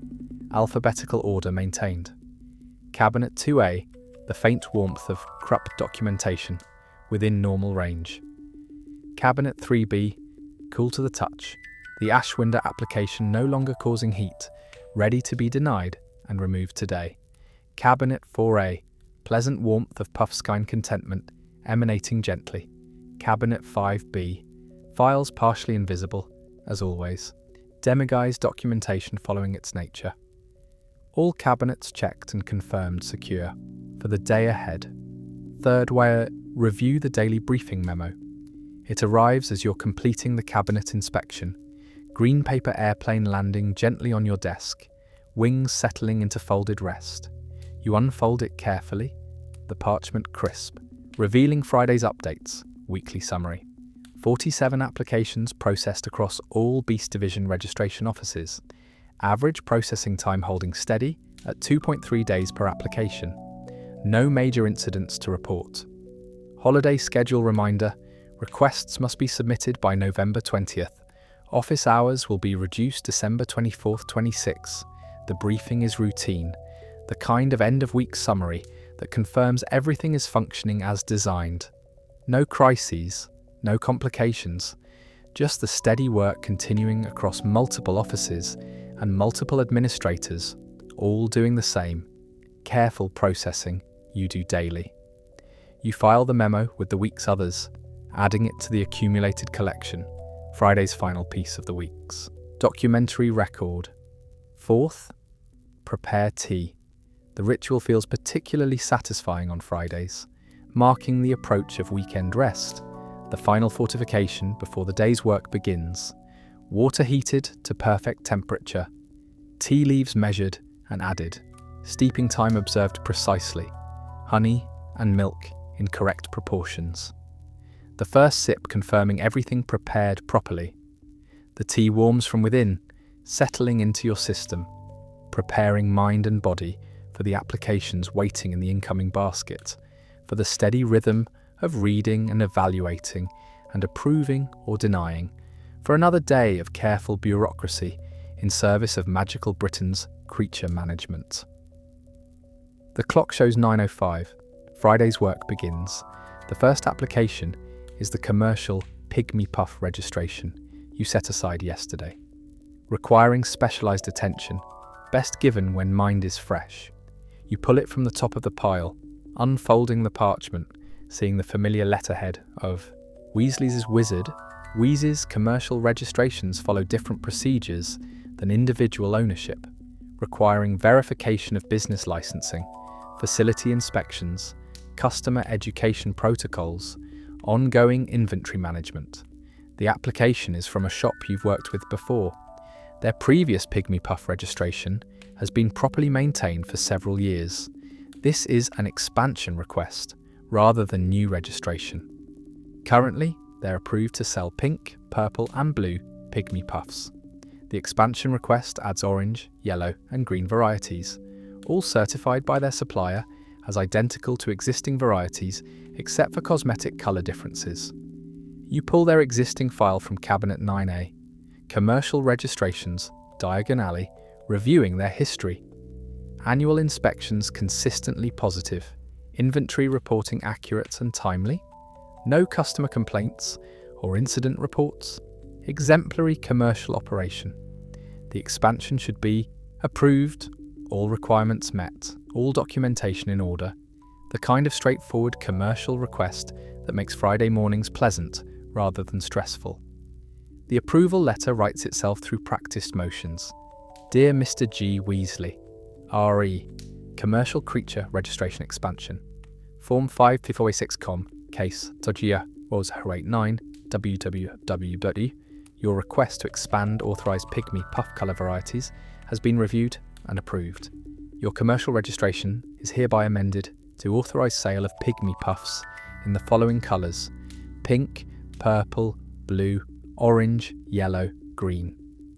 This authorisation is valid through your next renewal date of March 2024. All standard commercial creature regulations remain in effect. Your consistent compliance with commercial registration requirements is noted and appreciated. Sincerely, Domestic Beast Registration Office. The approval stamp, the updated certificate, into the envelope. Ready for today's post. The file returns to Cabinet 9A with the expansion. 8 documentation properly attached. 1 application processed, 7 remaining.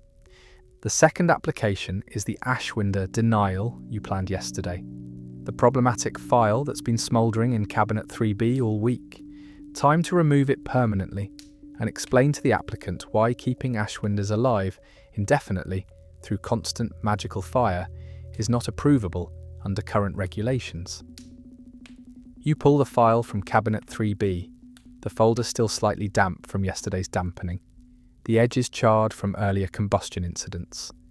The documentation partially damaged, but sufficient to draft proper denial. The denial letter requires care, explaining clearly why the application cannot be approved, providing information about alternatives if the applicant genuinely wants to work with fire-related creatures through legitimate channels. Dear Sir, RE, application for Ashwinder registration, Form 328B, Case 30734 AS. Your application must be denied due to multiple factors that make approval impossible under current regulations. Primary concerns: maintaining permanent magical fire in residential areas violates housing safety regulations, regardless of creature-related justifications. Ashwinder populations created by sustained fire present ongoing hazard beyond individual creature management. Documentation submitted spontaneously combusted while in ministry filing system, indicating inherent fire risk that confirms safety concerns. Should you wish to work with fire-related magical creatures, please explore opportunities through licensed research facilities or apply for positions with organisations that maintain appropriate fire safety infrastructure. This application will not be reconsidered. The matter is closed. Sincerely, Domestic Beast Registration Office. The denial stamp in red ink, pressed firmly, the finality clear and unmistakable. The damaged file goes into Cabinet 7B. Denied applications, hazardous species, joining other applications that couldn't be approved for safety or regulatory reasons. Cabinet 3B is now free of its problematic occupant, the temperature normal, the fire risk eliminated, one small crisis resolved through patient application of proper procedures. 2 applications processed, the morning progressing smoothly. The next application is a Kneasel registration from Yorkshire, standard form, properly completed, experienced owner requesting approval for a Kneasel she's naming Whiskers. Housing appropriate, references good, everything indicating responsible ownership and proper understanding of Kneasel characteristics. The approval processes quickly. Another green folder joining the hundreds. In Cabinet 1B, another wizard granted permission to share life with an intelligent, loyal companion creature. 3 applications complete. The rhythm well established. A Puffskein renewal from Somerset, routine. Owner has maintained proper care for 3 years. Annual renewal approved without complications. 4 applications. A Moke registration from Wales. Mokes being lizards that can shrink at will. Useful for wizards who travel frequently. The application shows proper understanding of containment requirements and growth-restricting charms. Approved with standard reminders about maintaining appropriate size management during transport through muggle areas. 5 applications. The work continues through the morning, steady and unhurried, each application receiving proper attention, each decision made with care. The Friday pace slightly more relaxed than earlier in the week, but maintaining the same thoroughness that characterises all work in this office. By noon, you've processed all 8 applications from the morning's basket, leaving the incoming basket empty, the processed basket holding the week's final completed work. Everything current, everything managed. Lunch is eaten at your desk again, sandwich from home, cheese and tomato today, eaten slowly while reviewing the week's statistics for the summary report that goes to the department head every Friday afternoon. The numbers tell the story of steady, consistent work. Monday 6, applications processed. Tuesday, 5 applications processed Wednesday, 7 applications processed Thursday, 8 applications processed Friday, 8 applications processed, total 34 applications for the week. Approvals, 28 denials, 3 conditional approvals, 3 the statistics are solid, productivity maintained at expected levels, no backlog developing, no crisis situations requiring intervention, just the steady functioning of bureaucracy operating as designed. The summary report compiles quickly, the numbers speaking for themselves, the narrative section noting the Puffskein filing expansion request, and the resolution of the Ashwinder combustion issue. Everything documented for institutional record. The report goes via pneumatic tube to Bartholomew Thistle's office, and his response arrives. Within 20 minutes, good week. Consistent productivity noted. Puffskein expansion request has been approved by maintenance. New cabinets will be installed December 18th. Enjoy your weekend. B. Thistle. The confirmation about the filing cabinet brings satisfaction. Infrastructure needs anticipated and addressed. Preparation for January's increased volume properly managed. The kind of forward planning that prevents future problems. Friday afternoon is traditionally slower. Fewer applications arrive because weekend postal disruption means responses won't reach applicants until Monday anyway. And most wizards prefer not to start administrative processes right before weekend. You use the quiet time for weekly maintenance tasks, reviewing pending conditional approvals to check if required documentation has arrived, organising files that have accumulated during the week. ensuring everything is properly positioned for Monday's fresh start. The filing cabinets receive extra attention, each drawer opened, contents verified in proper order, any minor disorganization corrected. The weekly deep maintenance that keeps the system functioning optimally. Cabinet by cabinet. The work proceeds with meditative focus, hands moving through familiar motions, eyes scanning for anything out of place. The satisfaction of confirmed order after a week of continuous activity. By 3:00, the maintenance is complete, every cabinet checked and confirmed organised, every file in its proper position, the system reset and ready for next week's continuation. The afternoon deepens toward early evening, the enchanted window showing Friday's light beginning to fade, the floating lamps maintaining their steady glow, the office settling into end-of-week quietude. At 4:00, you begin the Friday deep clean routine, more thorough than daily end-of-day procedures, preparing the office for weekend absence and Monday return. The desk surface gets wiped down, this gets removing accumulated dust and ink spots, the wood grain showing through clearly when properly cleaned, the surface ready for Monday's applications. The tea service receives careful washing, pot and cup cleaned thoroughly, dried and arranged on the side table, with fresh tea leaves measured into the tin. Honey jar, checked and confirmed, adequate. Milk pitchers, preservation charm, renewed. Everything prepared so Monday morning's tea ritual can proceed without interruption. The quills get inspected closely. Primary quill still in good condition after a week of constant use. Self-inking charm functioning properly.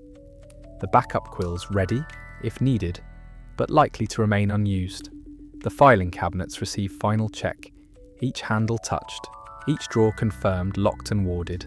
The brass plates polished slightly with a soft cloth, the tarnish that gives them character, preserved, while excessive dullness removed. The office looks particularly well organised when the cleaning is complete, everything in its designated place, surfaces clear except for essential items, the space reflecting the care and attention that daily work requires and receives. At exactly 5:00 p.m, you perform the final end-of-week procedures, updating the daily log with Friday's work, filing the week's accumulated memos and briefings, ensuring nothing important is left unaddressed or undocumented. The log entry for Friday is simple. November 17th, applications processed. 8-week total, 34. All filing cabinets verified organised weekly maintenance. Complete new Puffskein cabinet, confirmed for December 18th installation. The log closes, another week documented, another small piece of institutional memory preserved in leather-bound pages that will outlast your tenure and inform future administrators about patterns and practices and the steady accumulation of processed applications. You gather your cloak from its stand, draping it around shoulders that feel the weeks, work in pleasant fatigue rather than exhaustion, the kind of tiredness that comes from sustained effort rather than crisis management, the satisfaction of good work properly completed. The office receives final glance, floating lamps extinguished with quiet word, the darkness settling except for grey light from the enchanted window. Everything peaceful and ready for Monday's return. The door closes behind you, the lock engaging automatically. Room 347B sealed for the weekend. The filing cabinets standing patient guard over their thousands of folders, waiting in darkness for Monday morning when work will resume in the same steady rhythm that has characterized this week and the weeks before and the weeks that will follow. The walk through Friday evening ministry is quieter than weekday departures, most staff having left promptly at 5, the building settling into weekend emptiness, the sounds of your footsteps echoing slightly in corridors that will remain mostly empty until Monday morning, past departments closing for the weekend, past the atrium with its memorial fountain toward the Flu network connection that will carry you home to weekend routines and slower pace, and the rest that makes returning Monday morning feel manageable rather than oppressive. The week is complete. 34 applications processed, systems maintained, order preserved. Another small contribution made to the functioning bureaucracy that keeps magical Britain's creature population properly managed and documented. And somewhere in the building's depths, in room 347B on level 4, the filing cabinets stand in their patient rows, holding this week's work along with months and years of accumulated documentation, the steady repository of careful bureaucracy that continues regardless of individual administrators, that endures beyond any single person's tenure, that represents something larger than the sum of individual approved applications and denied requests. But those thoughts are for another time. Tonight is for the transition to weekend, for the flu flames carrying you home, for Friday evening settling into Saturday morning, for rest that renews and prepares for the cycle's continuation. The weekend arrives with its own rhythms, different from workday patterns but equally structured in their way, routines that serve rest and renewal rather than productivity and processing. Saturday morning begins without alarm, waking naturally when body decides it's ready rather than when clock demands attention. The luxury of gradual emergence from sleep without urgency or deadline. You lie in bed longer than weekday mornings allow, feeling the comfort of mattress and blankets, the absence of immediate obligations, the space to simply exist without purpose beyond existence itself. Eventually, you rise slowly, stretching, moving through morning preparations at leisurely pace. Weekend breakfast is more elaborate than weekday toast. Eggs and sausage prepared properly. Tea made with extra care. The meal eaten at the small table while reading the morning edition of the Daily Prophet. News from the wizarding world, absorbed without work-related filtering. The day unfolds without rigid structure. Laundry needs doing, work robes cleaned and pressed, casual clothes refreshed. The domestic tasks that accumulate during busy work weeks addressed with methodical attention. Shopping in Diagon Alley, replenishing tea supplies at the shop you prefer, browsing bookstores without particular purpose. The simple pleasure of wandering through magical commerce without deadline or destination. Lunch at a small cafe, soup and bread eaten slowly, watching other wizards and witches moving through their Saturday activities. The community of magical London, visible in ways that underground ministry offices never reveal. The afternoon brings reading in the armchair by the window, the novel you've been working through all week, pages turning without urgency, the story unfolding at its own pace, your attention fully present without the divided focus that workday reading requires. Evening settles gently, dinner prepared and eaten, tea consumed while the light fades outside. The day transitioning toward night without the Sunday night awareness of Monday approaching. Saturday evening still firmly in weekend territory, still free from work considerations. Sleep comes easily. Saturday night, the week's fatigue having dissipated through rest, the body and mind refreshed through different activities and slower pace, dreams arriving without the undertones of filing cabinets and application forms that sometimes colour weeknight sleep. Sunday morning repeats Saturday's pattern, natural waking, leisurely breakfast, the day stretching ahead with pleasant emptiness. The morning is spent organising the flat, not deep cleaning but gentle tidying. Books returned to shelves, surfaces cleared, the domestic space refreshed and ready for the week ahead. Afternoon brings preparation for Monday's return, reviewing personal calendar, confirming work robes are clean and ready. The small tasks that make Monday morning smoother and less rushed. But these preparations don't dominate. They're background activities, leaving most of Sunday free for continued rest and gentle occupation. More reading, perhaps a walk through the neighbourhood, the simple existence that weekends permit. Evening arrives earlier as November deepens toward December, the darkness coming sooner, the year cycling toward winter's shortest days. You prepare simple Sunday dinner, eat while reading, the transition toward bedtime gradual and unhurried. Sunday night brings the awareness that Monday waits beyond sleep, that the weekend's pause is temporary, that the cycle continues with tomorrow's return to room 347B and the filing cabinets and the steady processing of applications.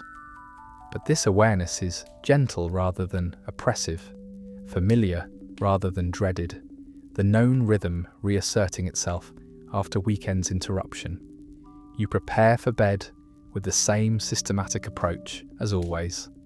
Setting alarm for 7:30, laying out Monday's work clothes, ensuring everything is ready for smooth morning transition from sleep to waking to departure.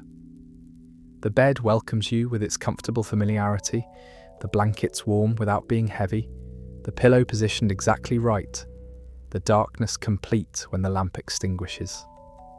Sleep approaches gradually, consciousness loosening through stages, the weekend's rest having prepared you for the week ahead, the body and mind ready to resume the work that gives structure and purpose to days. The applications waiting somewhere in the pneumatic tube system, the filing cabinets standing patient in their underground office, the rhythm continuing as it always does, as it always will. And so the weekend completes its gentle arc from Friday evening's departure to Monday morning's return, the pause that makes continuation possible, the rest that enables sustained effort, the cycle that repeats week after week, month after month, year after year, the reliable pattern that gives shape to time and meaning to work. The work continues, tomorrow and tomorrow and tomorrow, one application at a time, one careful review at a time, one small contribution at a time to the vast system that keeps magical Britain functioning, that protects creatures and guides owners, that maintains order through proper documentation and consistent standards. But tomorrow is still hours away. Tonight is for sleep, for the deep rest that comes from knowing the work is good and worthy, from understanding your place in larger systems, from accepting the gentle rhythms that define a life lived in service of careful bureaucracy. The darkness deepens, the breathing slows, the thoughts fragment into nothing, and sleep arrives, complete and peaceful, carrying you through night toward Monday morning, toward the familiar office, toward the work that waits patiently for your return. Monday morning arrives with the alarm's soft chime at 7:30, the sound familiar and expected, pulling you gently from sleep's embrace into the new week's beginning. The weekend has refreshed, the rest sufficient, the body and mind ready for the work's resumption. You rise without reluctance, moving through morning preparations with practiced efficiency, the routines so familiar they require no conscious thought, just the automatic progression from sleep to waking to dressed and ready. The walk to the ministry carries the particular quality of Monday mornings, the building filling with staff returning from weekend, the collective energy of new week beginning, the sense of cycle, continuing, pattern maintained. The atrium is crowded, voices echoing off stone, the fountain of magical brethren memorial standing solemn amid the bustle, wizards and witches moving purposefully toward departments and offices and the work that defines their weeks. The corridor to level 4, the walk to room 347B, the door opening with its familiar creak, everything exactly as you left it Friday evening, everything waiting patiently for Monday's continuation. The office welcomes you with its organised arrangement, filing cabinets in their rows, desk clear and ready, enchanted window showing Monday's grey November morning, the floating lamps activating as you enter, illuminating the space that has become so familiar it feels like extension of yourself. You hang your cloak on its stand, settle into the chair that knows your shape, and begin the morning routine that marks every workday's start. Check the incoming basket. Applications arrived over the weekend, 7 new requests waiting for attention, 7 small stories about wizards and witches and the creatures they want to share their lives with. Inspect the filing cabinets, walking along the row, touching each handle, confirming weekend stability, Everything secure and organised, ready for the week ahead. Review the daily briefing memo, Monday's updates about registry changes and departmental notices, the information settling into your awareness without urgency. Just background knowledge for the week's work. Prepare tea, the ritual that begins each day, water heated, leaves steeped, honey and milk added. The first sip confirming everything prepared properly. The warmth settling, the morning truly begun. The clock shows 9:03. Monday's work begins.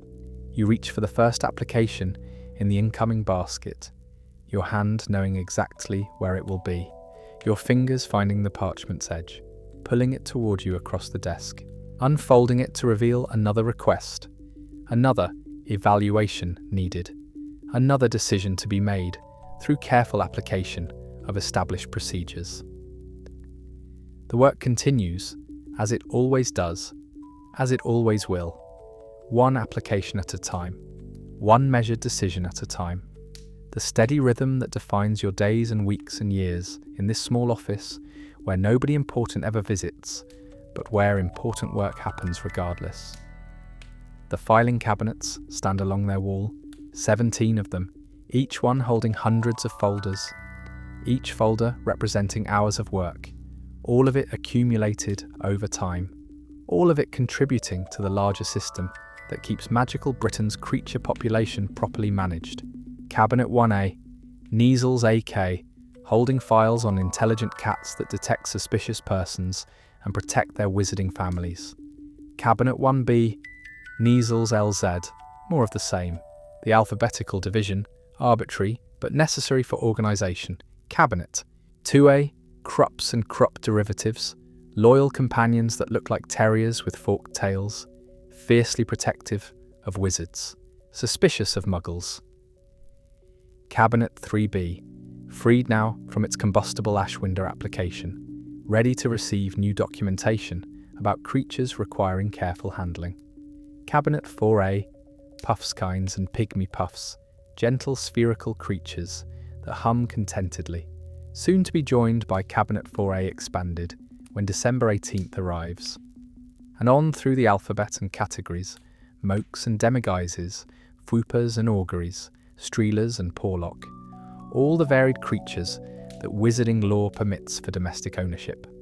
All properly documented, all carefully managed. The work is not dramatic, but it is necessary, and that necessity is its own justification, its own quiet satisfaction.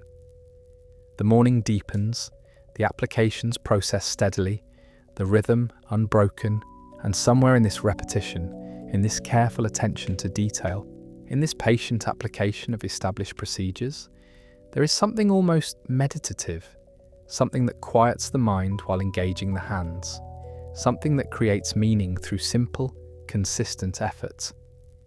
You read the application before you, processing information, checking requirements, making determinations based on regulations established long ago by wizards who understood that magical creatures require proper oversight, that domestic ownership demands responsibility, that bureaucracy serves important purposes when properly applied.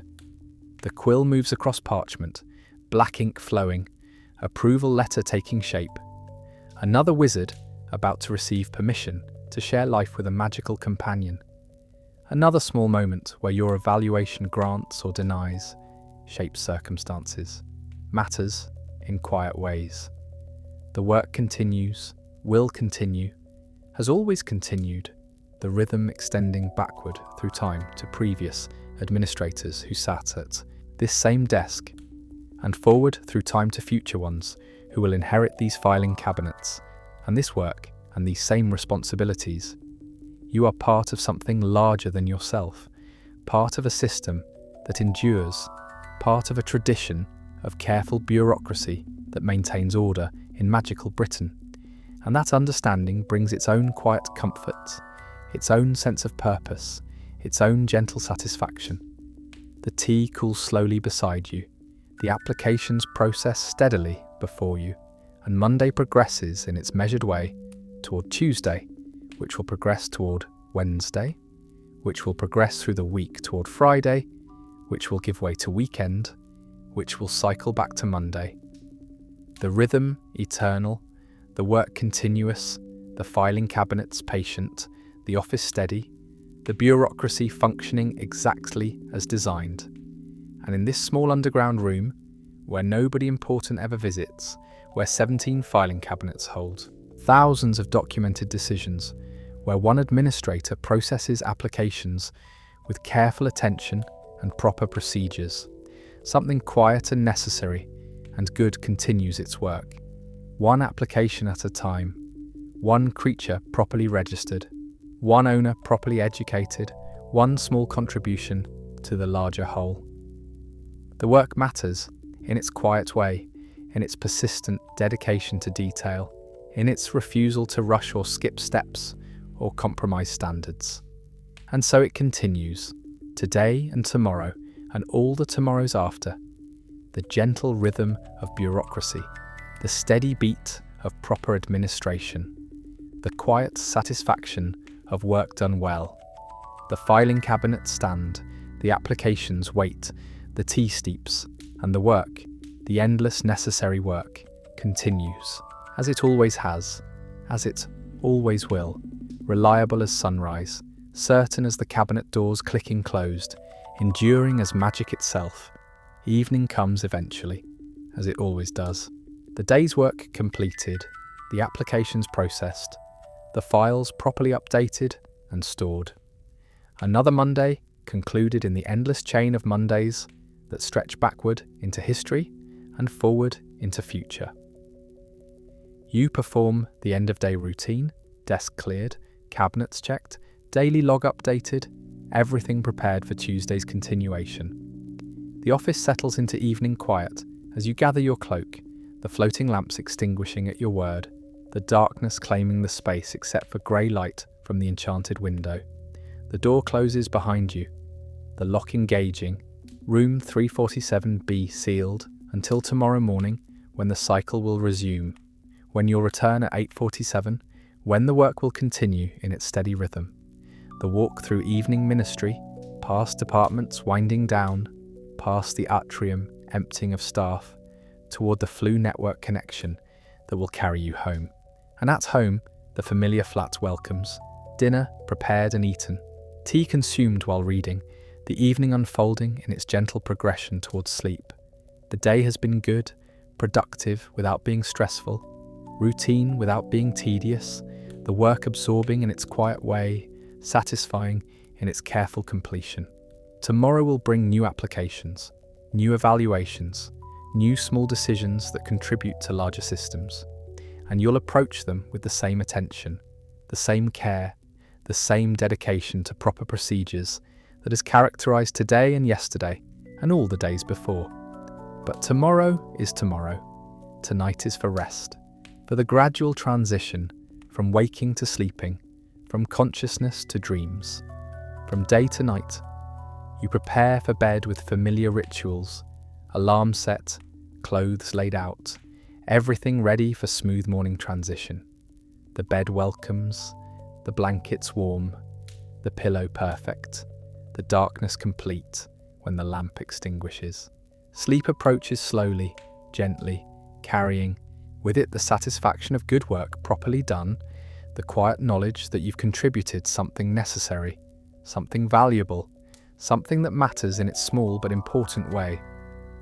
The filing cabinets stand in their underground office, holding the day's processed applications along with thousands of others. The accumulated documentation of careful bureaucracy extending through time. Cabinet 3B no longer holds its combustible Ashwinder file. That problem resolved, that crisis managed, the system functioning as it should. Cabinet 4A waits for its companion expansion, the new cabinet coming December 18th, the preparation for January's increased volume, the forward planning that prevents future problems, all the cabinets, all 17 of them, standing patient through the night, holding their folders, maintaining their organisation, waiting for tomorrow when the work will continue. And you, settling deeper into sleep, consciousness fading, through stages, thoughts becoming wisps and fragments, the day's specific details dissolving into general sense of completion, of purpose served, of rhythm maintained. The work continues somewhere, always, the system functioning beyond individual awareness, the bureaucracy enduring, the creatures being registered and monitored, the owners being guided and educated, the small necessary tasks being completed by administrators across Britain, all contributing to the larger whole. But those thoughts are distant now, sleep claiming more of consciousness, pulling you deeper into rest, into the darkness that holds everything safely until morning. The breathing slows, deepens, settles into sleep's rhythm, steady as heartbeat, reliable as the filing cabinet's presence, certain as tomorrow's continuation. And so the day concludes, another Monday complete, another week beginning its familiar progression, another cycle in the endless pattern of work, and rest, efforts and recovery, bureaucracy and sleep. The darkness is complete now, the quiet absolute, and sleep, finally, fully, takes you into its gentle embrace, carrying you through night, toward morning, toward Tuesday, toward the work that waits, toward the filing cabinets, standing patient, toward the applications arriving through pneumatic tubes, toward the steady rhythm that gives shape to days and meaning to careful effort. Rest, deep, complete, without urgency, without concern, just a gentle drift into unconsciousness, into dreams that come soft and formless, into sleep that renews and prepares and sustains. The work will continue, tomorrow and tomorrow and tomorrow, but tonight, finally, completely. There is only this, the settling into rest, the release of conscious thought, the surrender to sleep's necessary embrace. The filing cabinets stand in darkness, the applications wait in their basket, the tea, service sits cleaned and ready, and everything, all of it, waits patiently for morning when the cycle will resume.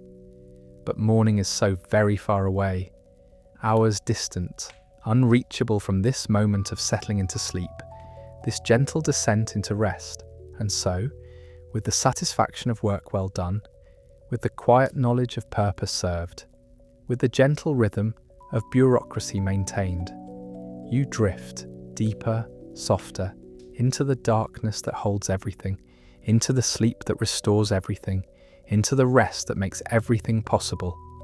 The work continues, somewhere, always, but not here, not now, not in this moment of complete rest. Sleep, deep, gentle, eternal in this moment, holds you safely, carries you peacefully, sustains you completely. And the night, the quiet November night, settles over everything, over the ministry, over the filing cabinets, over your sleeping form in its comfortable bed, over all of magical Britain. The darkness gentle and complete. Rest now. The work is done. The applications are processed. The files are stored. The cabinets are organized. Everything is exactly as it should be. Rest and let the gentle rhythms of bureaucracy, the steady patterns of proper administration, the quiet satisfaction of careful work carry you deeper into sleep, into dreams, into the peaceful darkness that asks nothing and gives everything. The work will be there tomorrow. The filing cabinets will stand ready. The applications will wait patient, and you will return refreshed, renewed, ready to continue the work that matters in its quiet way. But for now, for this night, for these precious hours, there is only rest, only sleep, only the gentle settling into unconsciousness that restores and prepares and sustains. Sleep well, administrator. Your work is valuable. Your dedication matters. Your careful attention serves important purposes. Sleep. And tomorrow, when it comes, will bring its own rhythms and requirements and quiet satisfactions. But tomorrow is tomorrow. Tonight is tonight. And sleep, blessed sleep, claims its rightful place. Rest, deep, complete, gentle, endless. The filing cabinets stand, the work continues, and sleep, finally, takes you home. And so, as sleep deepens around you, as consciousness fades like ink, dissolving slowly in clear water, spreading, dispersing, becoming less distinct with each passing moment, the filing cabinets continue their patient vigil in room 347B, standing in darkness, holding their thousands of stories, waiting with the endless patience that only well-maintained systems possess, waiting as they've always waited, as they'll always wait.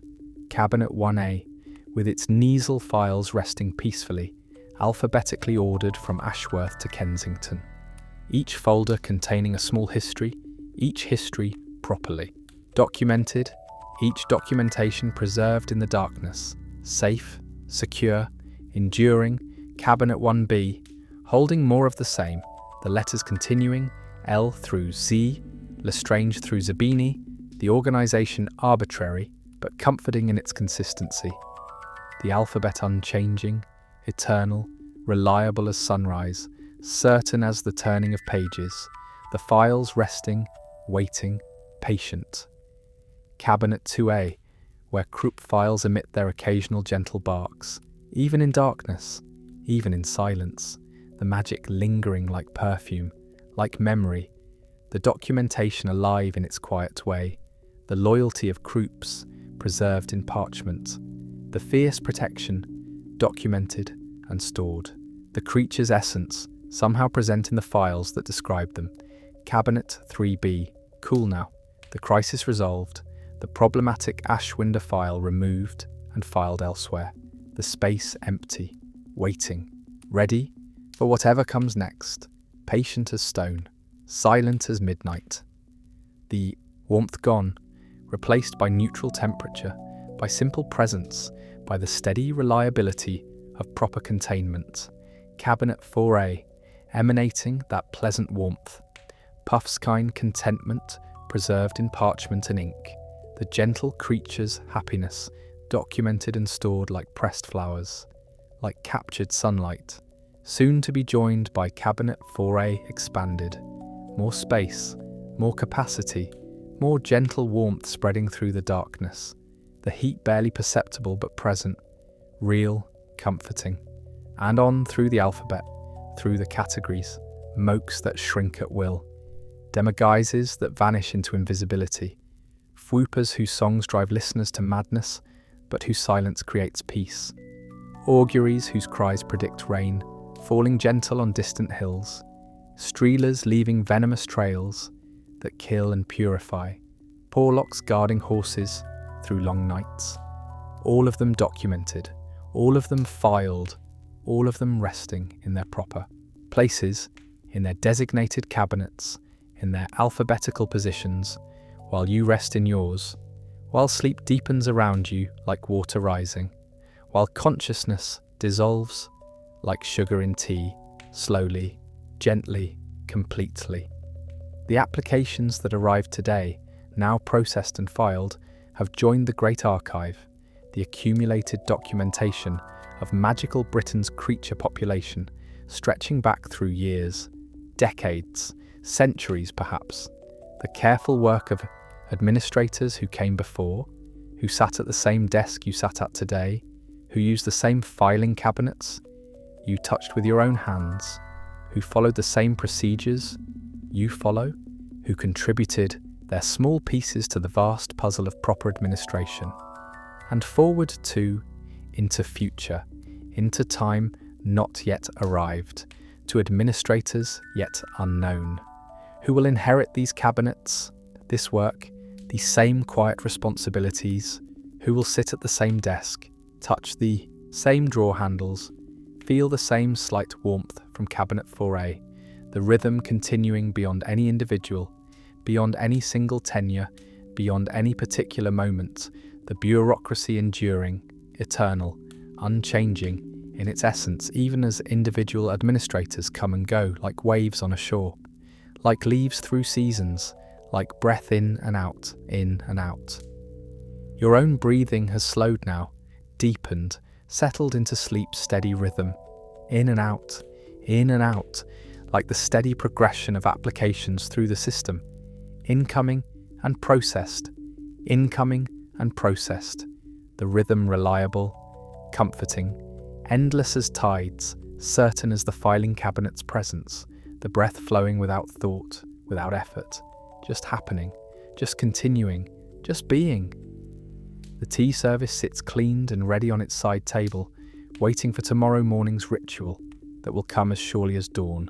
The pot and cup and saucer arranged just so, the tin of tea leaves with its bergamot scent sealed inside, the honey jar with its golden sweetness preserved, the milk pitcher with its preservation charm maintaining freshness. All of them patient, all of them knowing their purpose will come again. But morning is so very far away, so distant, unreachable from this moment of deepening sleep, of fading consciousness, of gentle dissolution. The quills rest in their stand, the primary quill with its swan feather soft and white, the secondary with its peacock plume iridescent even in darkness, the backup quills waiting unused, all of them patient, all of them ready, all of them understanding that work continues but rest comes first, sleep comes first, the gentle dissolution of consciousness comes first, the surrender to darkness comes first. Everything else waits, everything else can wait, everything else will wait as long as needed. The enchanted window shows darkness now complete. London's night settled over the city 4 levels above. Stars perhaps visible through November clouds, or perhaps hidden, perhaps the moon rising over Thames, or perhaps obscured. It doesn't matter. The simulation continues regardless. The window maintains its connection to the world above, even while the office below rests in darkness. Even while the work pauses, even while everything settles into night's embrace. The connection maintained, the link preserved, but distant now, far away, barely relevant. Your thoughts have fragmented completely now, no longer coherent observations, no longer formed ideas, just wisps of awareness, impressions without substance, the vague sense of filing cabinets standing somewhere, of applications processed at some time, of work completed in some place, all of it dissolving, fading, becoming part of the general darkness that holds everything, that contains everything, that is everything now, somewhere in the ministry, in other offices scattered through the vast building. Other administrators sleep in their own homes, having completed their own work, having filed their own documentation, having contributed their own small pieces to the larger whole, all of them resting now, all of them carried by sleep toward tomorrow that may come or may not, all of them part of the same vast system that continues whether individuals sleep or wake, that functions beyond personal awareness, that endures. The atrium stands empty, the memorial fountain silent, water frozen mid-cascade or flowing gentle, impossible to know, impossible to care, the great entrance hall holding its vast emptiness. The corridors dark except for minimal lighting that burns eternal. The whole building settled into night's quiet, waiting for tomorrow, when thousands will return, when the work will resume, when the cycle will continue. But tomorrow is tomorrow.